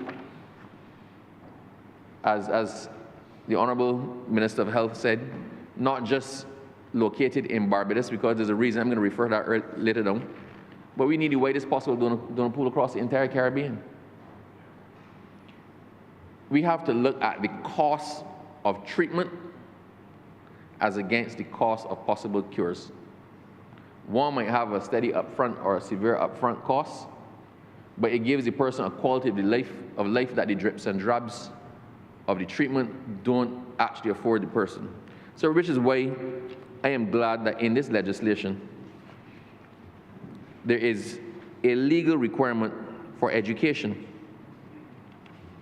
It says, sir, normally, when we pass legislation, we come behind and we engage the services of the government information service, we engage the services of public affairs, we try to get people on the same page, we ad hoc play catch up to explain what it's about and try to get people to buy in. But because the drafters of this legislation understand that there's a culture shift, it is embedded in the legislation itself at Clause 8. The Council shall establish a program to educate the public on A, human tissue transplantation and its uses and benefits, and B, the importance of registering for donation of tissue. Now, sir, that says it all. And I wish to encourage not just the arms of government, but for everybody who has an interest. When this is passed at the end of this session, sir, then there must be a campaign spearheaded by the Ministry of Health, ably backed up by the Government Information Services and the arms under the Ministry of Information, to inform Barbadians what this is all about. Nature abhors a vacuum. If we don't get into that space and explain that you may have two of something, you may have 2 kidneys, there's somebody who needs one. You can survive on a kidney or 1 kidney. You may save a life. You may also need to know that I can make a decision now, while I'm healthy, now, while I'm good, that if I was to pass, something for me could go on to help save somebody else. I don't need to take it to rot in a grave with me. But there are many organs that can be taken from me that can help save somebody who is suffering. All now. Actually, sir, the education needs to go on and say that it doesn't have to be me making the decision. If a family member of mine dies, and I am the next of kin, and next of kin is defined in here, sir, in the ordinary next of kin is spouse, then below that is child, and then above that is parent. If I die without having stated my intention, then my next of kin can make that determination. You know what? Let's do something. Let Wilfred do something good while he's gone. Let us donate that. And it is quite often informed by the fact that the family member, that the next of kin knows that there's somebody who is suffering. They know they have a friend, they have a somebody, they know that there's somebody who needs an organ, who needs the tissue. And we keep thinking, when I think human tissue transplant, so I automatically think kidneys. I don't know. For some reason, I automatically go to kidney. It's not just a kidney. Anything. Anything that can be harvested, sir, can be used, even down to eyes. Your eyes can be harvested. Your skin can be harvested to help burn victims. Sir, we need to actually now think about other people. What is best for us as a society? If we could take half of the people who are doing dialysis off of dialysis. No, if we could take half, that they don't have to go down to the hospital 3-4 times a week, that their life doesn't have to be adjusted and interrupted every single week, that they don't have to wait there for it. But because I make a donation at the end of my life, you don't have to do that again. That is over for you. You can live a normal life, an uninterrupted, unscheduled life. Then that's one of the greatest gifts, sir, that can be given. Now, the other issue, sir, I'm going to go through it systematically. That's probably the best way to do it, sir. If we look at the definitions, there are a couple of definitions that I want to touch on. So a guardian in relation to a child, because children come up, we have to talk about protection the most vulnerable. Children come up in this legislation as donors. And a guardian, for the purpose of this legislation, means a person who is acting as guardian ad litem in relation to a minor, or a person who is incapable of acting, making decisions, communicating decisions, etc., by reason of mental disorder or inability to communicate. Now, the guardian ad litem, sir, you know, is a guardian appointed by a court, a guardian under law. It makes a distinction in this legislation between the guardian, sir, and somebody acting in loco parentis. In many instances in our laws, persons who are acting in loco parentis, that is, if, I don't know, if somebody, child used to stay at my house all the time, and it happens in Barbados, children end up living at a house. People end up living somewhere. It's used to go by your aunt all the time, and then you just never went home. That person is acting in loco parentis, in the place of a parent. That person does not have the standing under our legislation to give consent for transplantations from a minor. And there's a good reason for that, sir. Sir, next of kin, as I spoke about it, it means in descending order of priority, a spouse, the eldest child who is not a minor, a parent or a guardian, or the eldest brother or sister who is not a minor. Non-regenerative tissue, that's very simple, sir. The definition is almost too simplistic. Non-regenerative tissue means tissue other than regenerative tissue. And regenerative tissue means tissue that after injury, within or after removal from the body of a living person, is replaced in the person's body by natural process.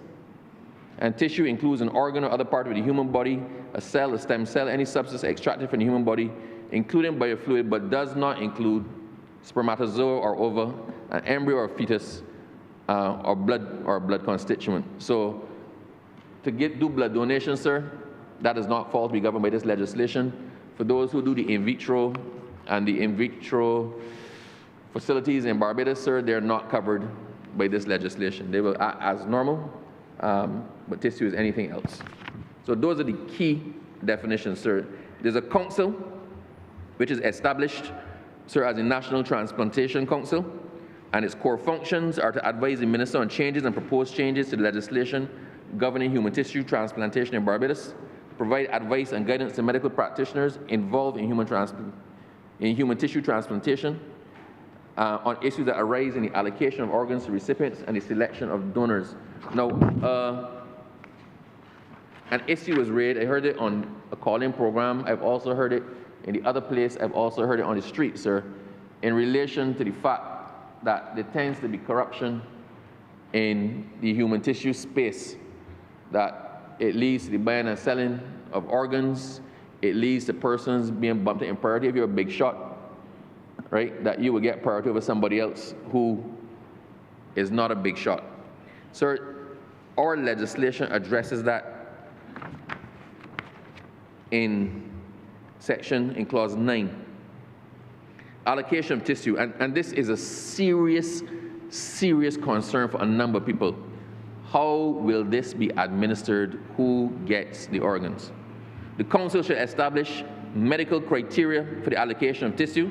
That is clause 9. And B, most importantly, a fair, equitable, and transparent system for such allocation to patients awaiting transplantations in accordance with such regulations that the minister may prescribe. No, sir.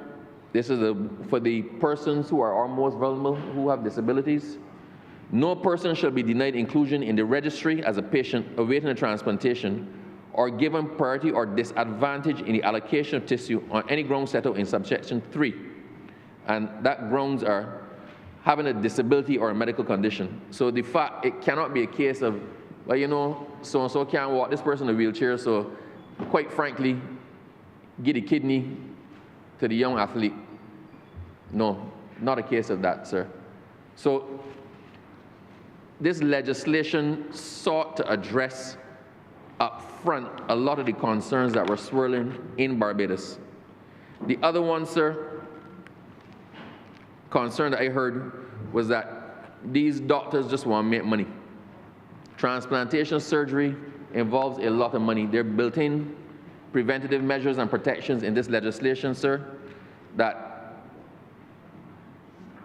make it illegal for somebody who has a vested interest in the transplantation to play any part either in certifying the person as being dead, in certifying that the person has a condition requiring a transplant, or in advising the person who is making the transplant donation. So if you are one of the persons who is going to be doing the transplant, you are removed by law from any areas of influence to facilitate that transplant.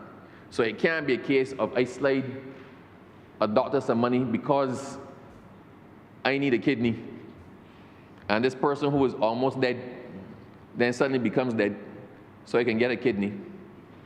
Or they advise the honorable member for St. Thomas, honorable member, you got 2 healthy looking kidneys there, they had lots of exercise, right? These are well-functioning kidneys. I think you should donate one. So the legislation protects or removes the sphere of influence from anybody who stands to benefit from the procedure. When we're talking, sir, also about benefiting from the procedures,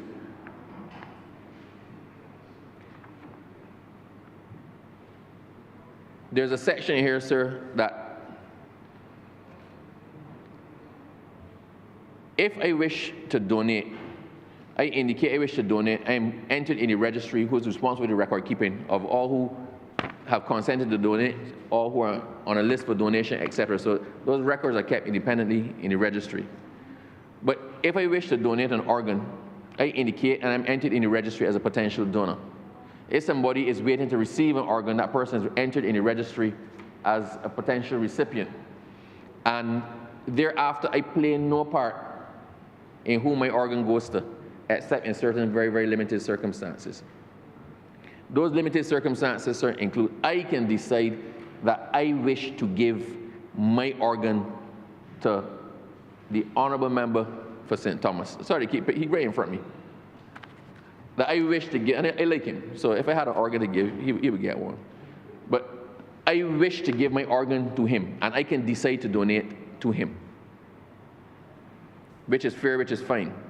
I can also, sir, if for some reason we are incompatible, so I have an organ I wish to donate, he is somebody, a potential recipient, he wants to get an organ, and I would like to give it to him, but I cannot give it to him. But the honourable member for St. Peter and the honourable member for St. George South also know each other, and one wants to donate to the other one, and they're also incompatible. This is where it gets mathematical, sir. They're also incompatible.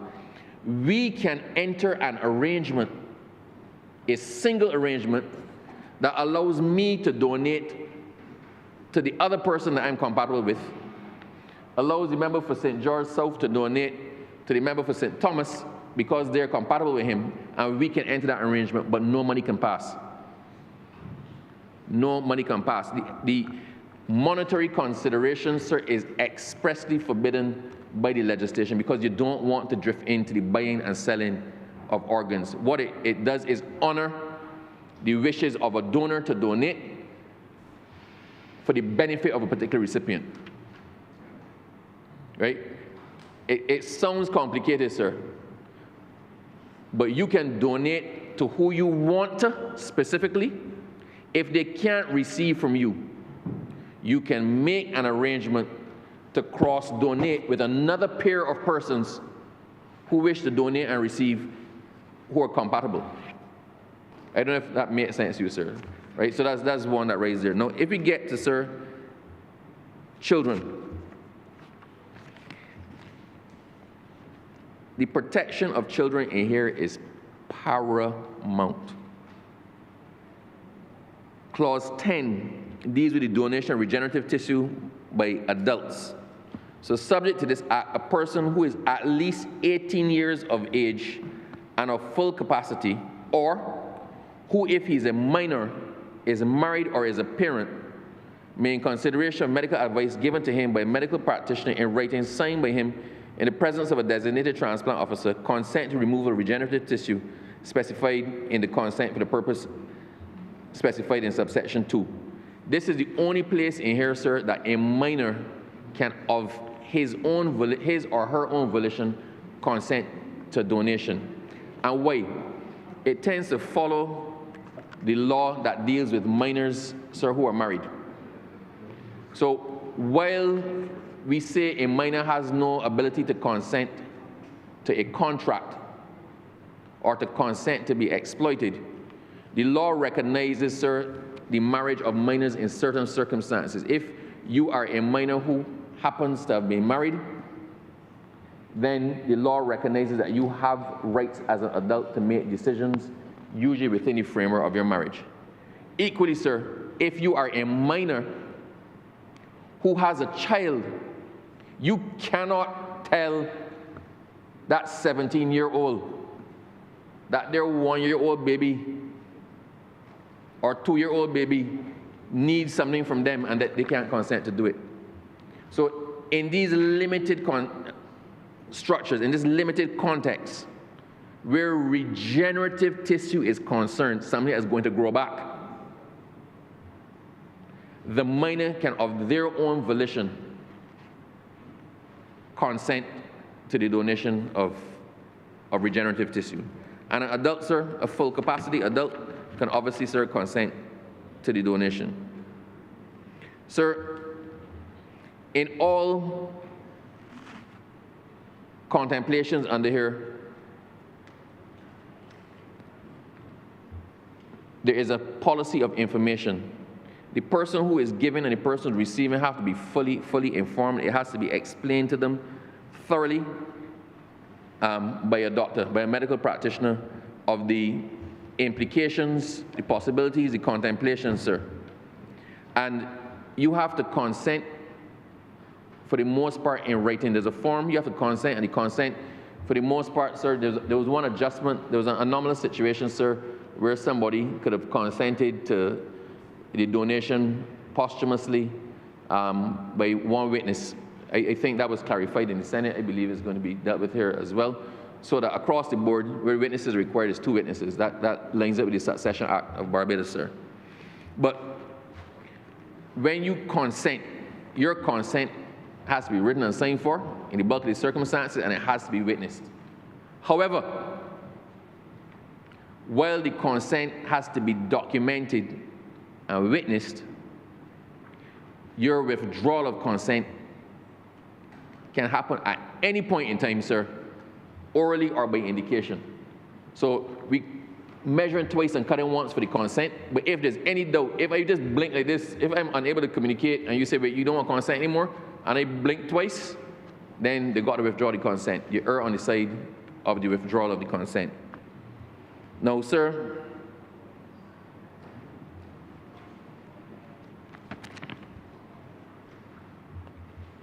as I said, sir, everywhere here, the doctor, the medical practitioner, the authority has to explain to the donor the implications of removal of the tissue from the body, and the donor has to confirm that he understood the implications. Sir, now where minors are concerned now, so I explained that a minor who is married or who has a child can consent on their own behalf there. But for minors who are not in that category, a parent or guardian may consent in writing to removal of regenerative tissue specified in the consent given by the parent or guardian from the body of a minor for the purpose of transplantation into the body of a brother, sister, or parent of the minor. So you can only do a transplantation from a minor, sir, where it is to benefit an immediate blood relative. That is a brother, sister, or parent. That is, sir, clause 15.1. And what must be satisfied? The parent or guardian has obtained medical advice from a medical practitioner other than the medical practitioner tasked to transplant the tissue, once again protecting the minor, regarding the nature and effect of removal of the tissue and the nature of transplantation. B, the minor has the mental capacity to understand the nature and effect of removal and the nature of transplantation, and the minor has consented to the removal of the regenerative tissue for the purpose of its transplantation into the body of the person receiving the tissue. So even though the parent or guardian can consent to the transplantation into the body of a brother, sister, or parent, so an immediate blood relative, the minor has to agree. So although they consent on behalf of the minor, it must be explained to the minor. The doctor who is explaining it, who cannot be the transplant surgeon, has to verify that he believes that the minor understood it fully, and the minor themselves have to consent. And as I said, sir, this does not, the person being able to give the consent does not apply to somebody in loco parentis. It has to be parent or guardian ad litem. And the minor at any time before the removal of the regenerative tissue to which the consent applies, withdraw his consent orally or in writing. So they're protected there from the abuser.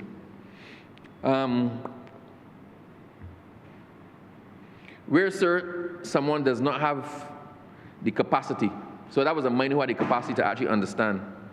Where you have somebody who does not have the capacity to understand, whether a challenge of the mind or some mental deficiency, sir, a parent or guardian of a minor who does not have the capacity may consent in writing to removal of regenerative tissue specified in the consent from the body of the minor for the purpose of transplantation into the body of, once again, it still has to be brother, sister, or parent, where medical advice from a medical practitioner other than the one doing the transplant regarding the nature and effect of removal of tissue and the nature of the transplant is obtained. The minor is not capable of understanding the nature and effect of removal of tissue, and the medical practitioner other than the medical practitioner tasked to transplant the tissue certifies in writing the medical reason for the transplant. This is to ensure there's no conflict of interest. So, sir, and that, as I understand it, it's not stated here, but we got to take it as natural common sense thing. And in doing the research, those consents are only done when it's a life-threatening situation, not when it's optional, not when it's, this would have to be done in a circumstance where the transplantation has to be done now or the person faces imminent death. Right? And once again, it says there, this does not include a person in loco parentis. The transplant officer has to explain to the parent and guardian of the minor the implications of removal of the tissue from the body of the minor, and they need to be certain, fully informed consent, that the parent or guardian clearly understands the implication of removal of regenerative tissue from the body of the minor. So I'm going slowly and almost painfully on this because it's necessary that people understand. What we don't want is to come out of this and be fighting the battle of persons who have a natural bias against it and who have not understood the safeguards embedded in it to protect the most vulnerable persons. I spoke, sir, about paired tissue donation. That's the one where if two persons want to share tissue and they can't because of medical incompatibility, they can find another pair and you can cross-donate. It's called paired tissue donation. And for anybody who's interested in reading it, it's in Part 6, Section 21, but I had explained that before, sir. And it says clearly, the donors and patients in the group must enter into a single agreement to donate and receive tissue according to biological compatibility in the group, and no valuable consideration is knowingly acquired, received, or otherwise transferred with respect to the tissue. And the council has been notified of each such agreement.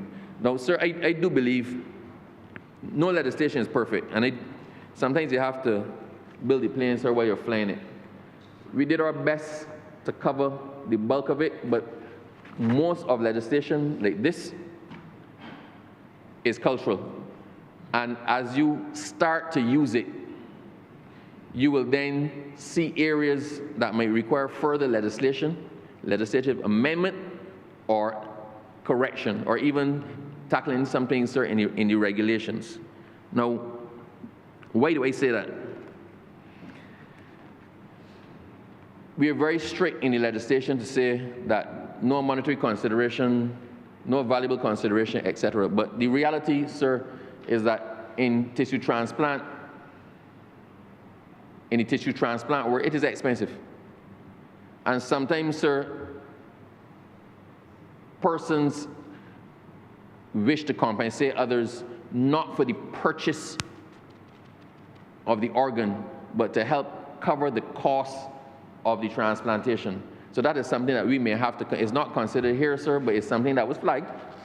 And I think we're going to have to look at that as we go down the line. But that is something for another time. So I spoke, sir, about the signing of the witnesses, by the witnesses. Now, one question that was raised, it was raised in the other place, and it was also raised in a forum that I was in relation to, suppose a next of kin decides to donate tissue or an organ from somebody who didn't want to donate, who said in their lifetime that they didn't want to donate. So that is covered by clause 23. 3. A person shall not give consent under this part where this is donation of tissue after death, sir. A person shall not give consent under this part, and by person you mean the next of kin, as we've specified, where the person has reason to believe that the person who died or whose death is imminent would have objected to the giving of consent. So we have to honor the wishes of the deceased. If, sir, I said over and over, I want to go to my grave with all my parts intact, then, sir, my next of kin cannot, if they know that, give consent to take anything from my body. So for those who feel that they wish to go to the grave with everything they came with, then you can do so. Our legislation requires your consent. You can do so in the full knowledge. And Father forbid, so you put it in a document. Then your next of kin cannot subsequently come after the fact and decide that for whatever reason, their child, their best friend, their somebody needs an organ, and let's take it from X person, now deceased or about to be deceased, who their whole life said, don't take nothing from me. Sir, conditions under which a designated transplant officer may exercise authority. The authorization referred to in Section 24 shall only be given where, after making such inquiries as are reasonable in the circumstances, the designated transplant officer is satisfied that the consent to removal of tissue from the subject for a purpose referred to in Section 24 has been given and has not been withdrawn, and he has no reason to believe that the person whose body has become the subject during his lifetime expressed an objection to removal of tissue from his body after his death for purpose referred to in Section 24. So not only the next of kin, but if I am your doctor and I know during your life you said to me, don't take nothing from me, I, your doctor, can advise, and that withdraws, negates any consent that is given. So your rights, sir, are protected even after your death. So when does death occur? We spoke about that one. For the purpose of this part, a person is dead when there's occurred an irreversible cessation of circulation of blood in the body of that person, or irreversible cessation of all functions of the brain stem of that person. If the person is brain dead, and we know how to measure that, sir, and if the person, circulation is only going on through the body because something is pumping it, right? So if you, for all purposes, will never recover, and a doctor will certify you as dead other from the fact that you're being kept alive by a machine, then for the purpose of this, you're dead. Now, why is that important, sir? Because for the transplantations, it is necessary for you to keep the person, the organs, in as healthy a condition as you can up to the point in time when they're harvested. So if the person is brain dead and they're never going to recover, you still use the machinery to keep the blood going through those organs, keep the organs aerated and whatnot, so that when you harvest the organs are not damaged. So somebody looking at the person there will see beep, beep, beep, beep, right? But they're being artificially kept alive for the purpose of honoring their wish to bestow their healthy organs on somebody. Sir, just no medical practitioner who had a family relationship or professional relationship with the proposed recipient shall take part in determining the fact of death.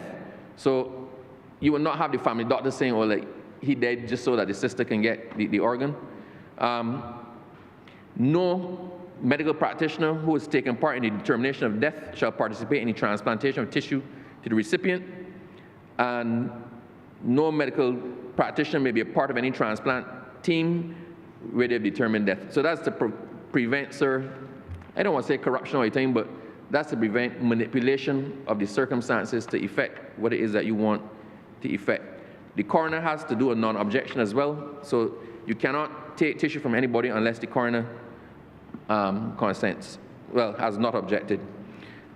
The last, coming on to the end, sir, there's a specific prohibition on the trade in human tissue. No person, this is clause 29, no person shall remove or cause tissue to remove from the body of a donor for the purpose of trading that tissue for valuable consideration. For people who don't know what valuable consideration is, that is the legal term for money or a benefit. So if I stand to benefit and I get something that's a tangible benefit to me, that is valuable consideration.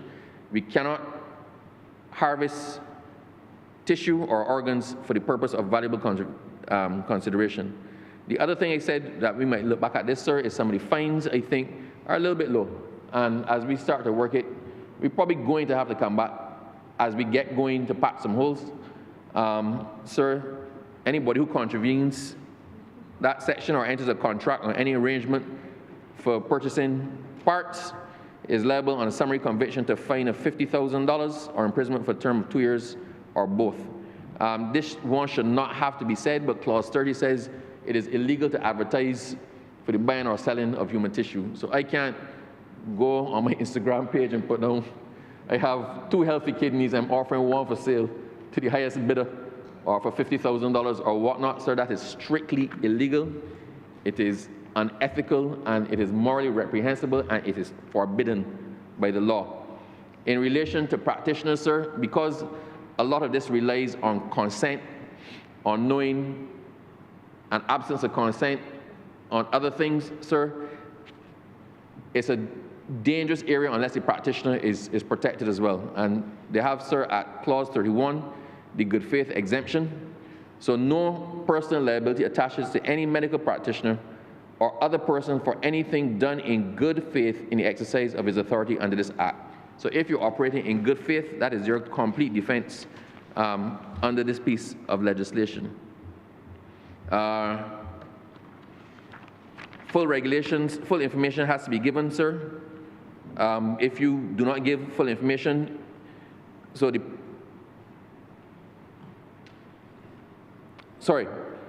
have to give full information for the person with the registry, but this is the last one I wanted to speak on, and this is a serious one, sir. The identity of donors is confidential. The identity of recipients is confidential. The registry will know that a donation was made from me to the Honourable Member for St. Thomas. But nobody else is supposed to know that. Why, sir? There was a situation in the US where a person received the heart of a murderer. That heart saved their life. It became known that they received the heart from somebody who had committed murder. The person killed their wife and then killed themselves. And that person was subjected to a lot of ridicule. They were subjected to exposure. It became public. It became a topic of conversation to the point where the person had no peace. And there are other instances, sir, here where the knowledge of who you received your organ from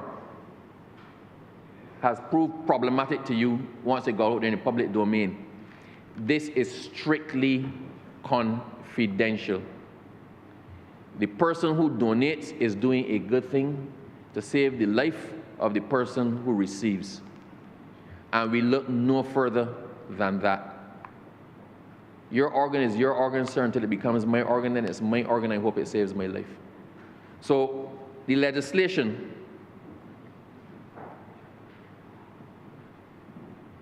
I want to commend the Honourable Member, the Minister of Health. I want to commend all who had a part in it. The law revision also had a part in it. I guess, sir, as it develops, as the industry, as the area develops, we're going to look back at the legislation and fine-tune it to address any things that might arise as it goes into operation. But having said that, you got to start somewhere.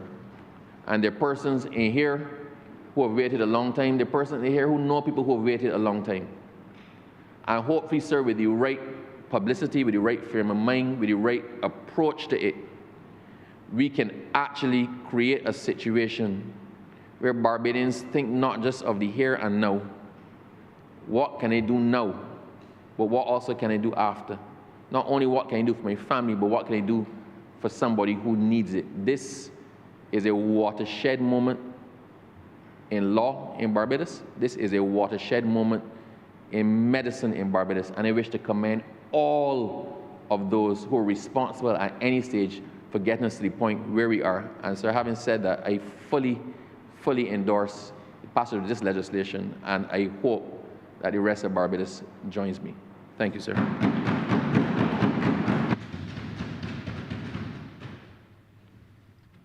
Honourable Christchurch West. Thank you very much, Mr. Speaker, for the opportunity to join this debate. And also thanks to my colleagues for giving way for me to be able to join at this time before I leave for another engagement. First, Mr. Speaker, sometimes it's interesting to start with a little bit of levity. And sometimes I do that. And when I think of organ donation, please forgive me, but I think of a cousin of mine who received a kidney in Canada. And sometimes I would go to visit him. He actually received the kidney, and I accept that the Honourable Member said that donors and recipients remain secret, but he got the kidney from his wife. And sometimes, you know, when you get a kidney from a family member, everybody knows. So this one particular day, I decided to journey down to see my cousin. And he received the kidney because he had some kidney failure. He was a heavy smoker and a drinker and so on, and that had caused problems with his kidney. He got diabetes and things like that. And when I arrived at the house, I saw my good cousin on the porch with a beer and a cigarette. And I thought, quite interesting, because I know it's just a year or so that he had received a kidney and this had caused it. And then out comes his wife and says, if you keep smoking and drinking, I want back my kidney. And it goes to show it's important to who you get the donation from. Because then after, every time he did something that the wife thought that was detrimental to her kidney, for a day and weeks after that, he used to hear, I want back my kidney. So that I thought was quite interesting. He has since passed, but I know his wife is listening, and I know that his wife would have a laugh to hear that I have now spoken of that in Parliament. Mr. Speaker, I do agree with the honourable member that just took his seat. This is a watershed moment in law as well as in medicine. The medical community has been waiting for this legislation for years, and it gives an opportunity to many, many patients, especially those who will get the opportunities for renal transplant. I don't know if you've ever met somebody, Mr. Speaker, who has to go through dialysis, but it's a consistent, constant process going to have dialysis on a regular basis. It has detrimental in terms of the medications you have to be on, in terms of the times you have to spend, what it does in terms of how it gets into the body, how you feel after, before, during, all those kinds of things that really change somebody's quality and quantity of life. And renal transplant, if nothing else, absolutely has changed that quality of life for people. And to have this legislation in place, to put those structures in place, is absolutely essential and a great benefit for the people of Barbados. Mr. Speaker, I took the opportunity to call, and you permit me to call her name, Dr. Scantlebury, who's a world-renowned transplant specialist of Barbadian descent. And I spoke at length with Dr. Scantlebury about this legislation. And she told me two very important things. She said, the first thing that we must do is we must put in place very good, clear, and precise legislation as to when somebody is brain dead. Brain dead. And this is absolutely important. And what she said basically is perfusion of the brain must have ceased. And we have to make sure that we have good regulations in place to show that perfusion of the brain has ceased in order to declare somebody brain dead. Loss of brain stem reflexes is the second thing that we have to show for somebody being brain dead. And of course, the failure to breathe independently. Once we put those three things in place, and yes, I agree with the legislation that the person declaring somebody that is brain dead must not have any indicate or any play or any movement or any influence whatsoever in the transplant process, be it the harvesting or the implantation. This is absolutely critical to give that separation of who determines somebody is brain dead from who determines somebody can get a particular tissue. So this is critical and important. It's not yet in place, and all the doctors are saying this is the next step that we have to go to be able to put that in place.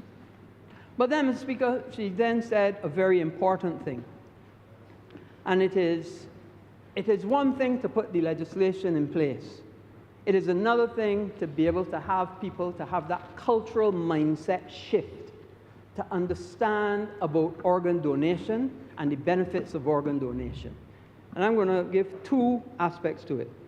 You know, when I lived in Canada, every time you went to renew your driver's license, there would be a box to tick. Are you prepared to give up your organs? And that actually goes on your driver's license. And any time that you then are in a serious accident or a fatal accident, for argument's sake, and the authorities can find your driver's license, the driver's license where you on your own tick the box and says, yes, I can be an organ donor, or I'm prepared to be an organ donor. In fact, it went further. Some years they said, I'm prepared to give which organs? The organs that you can give. I can give my corneas. I can give my kidneys. I can give my long bones. These are things that we need to look at on our driver's license. So from the then, people can say, yes, should I be in a fatal accident or for whatever reason, and my organs become available, I consent to being an organ donor. On your driver's license. That would be a first step to be able to getting people to be able to understand how important organ donation is. Because when you can give an organ, that will change that person's life, not only in terms of the length of life, but the quality of life. That can change and become so much better after you give an organ. The second thing, Mr. Speaker, and perhaps maybe it's interesting for me to be a surgeon as well as somebody who has done a master's in theology. What and how does Christianity align with organ donation? How, and this is something that perplexes many people, how, as a Christian person, can I still give my organs? Well, let me give you some ideas. Most Christian religions see organ donation as the greatest form of charity. Let me say it again. Most Christian denominations see organ donation as the greatest form of charity. And let me go further. Christian denominations see organ donation as continuing the good work of Jesus Christ of healing those that are ill and sick and giving an opportunity for them to get a better and longer life as being like Him, continuing the good work of healing those who are ill. So there should be no divide whatsoever when it comes to Christianity, religion, and organ donation. It is the greatest form of charity. It is an opportunity for you to give somebody less fortunate than yourself a benefit and a gift among others.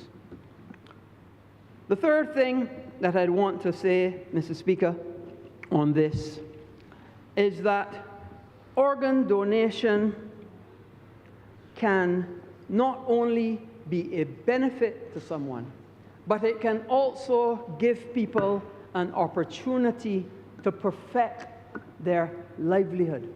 And I'll give you an example. A member was just messaging me and asking me about use of tissue in my profession. And yes, in oral surgery, organ donation, and the use of bone in particular.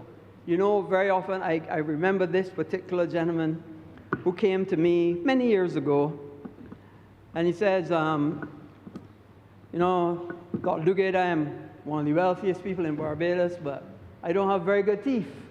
And I want to get this new thing called implants to get better teeth.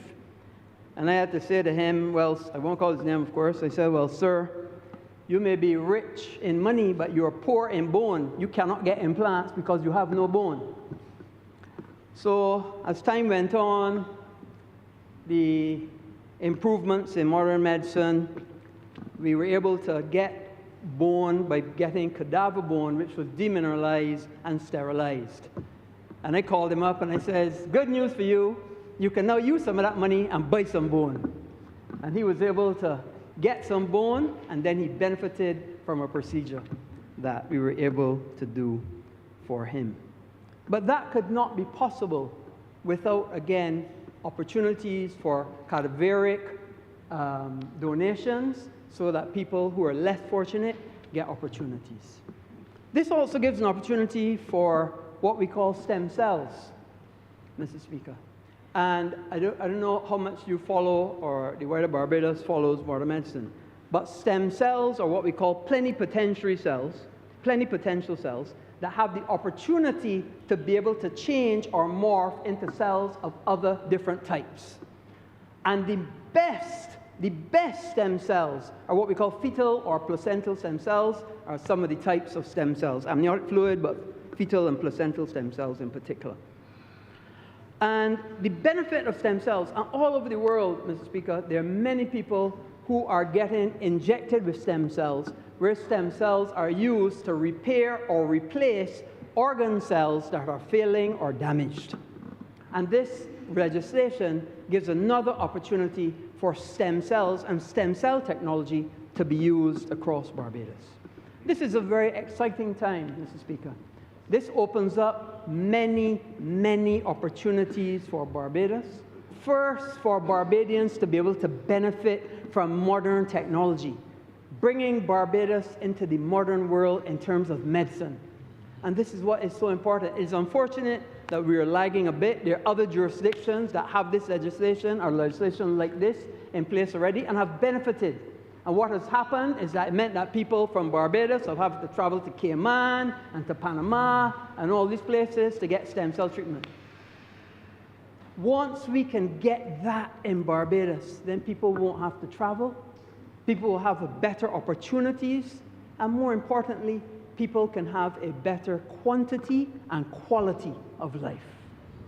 And this is what's so important.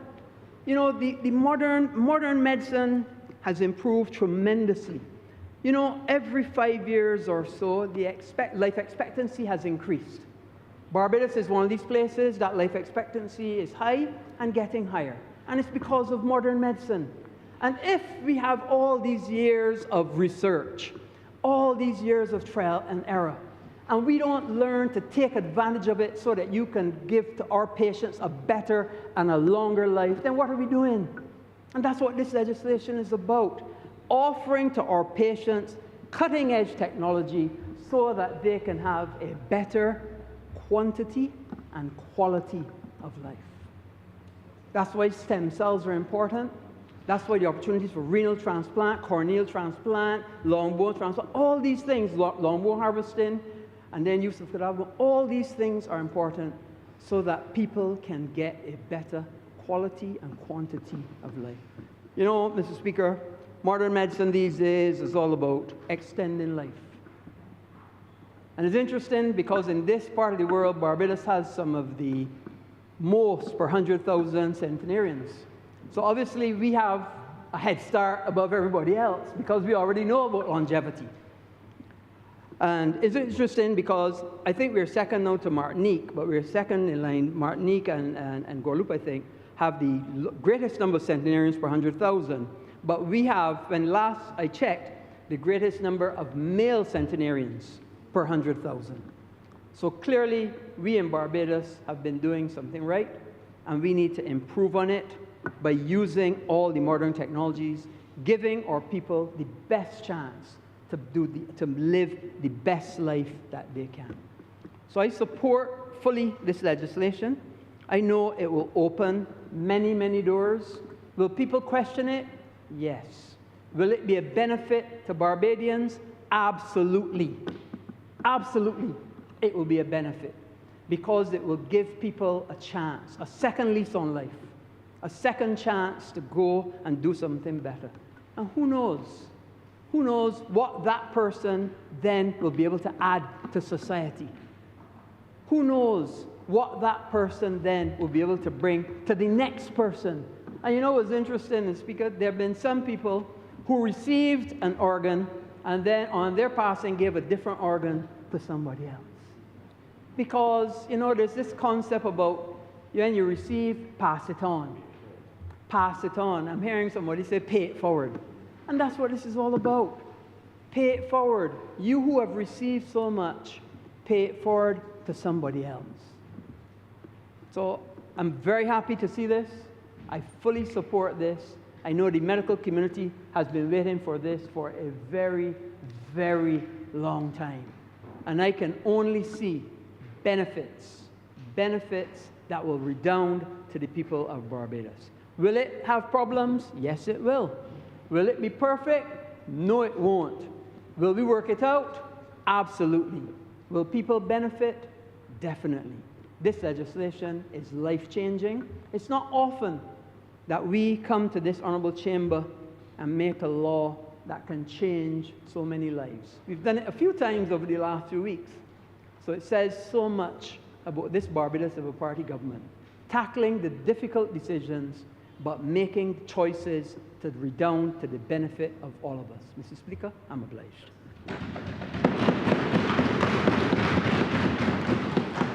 Honourable Leader of Government Business. Thank you, Mr. Speaker. I beg to move the suspension of the House until 2:15 p.m. The question is that this honourable chamber be suspended until 2:15 p.m. All those honourable members in favour, please say aye. Those against, please say no. We think the ayes have it. This honourable chamber stands suspended until 2:15 p.m.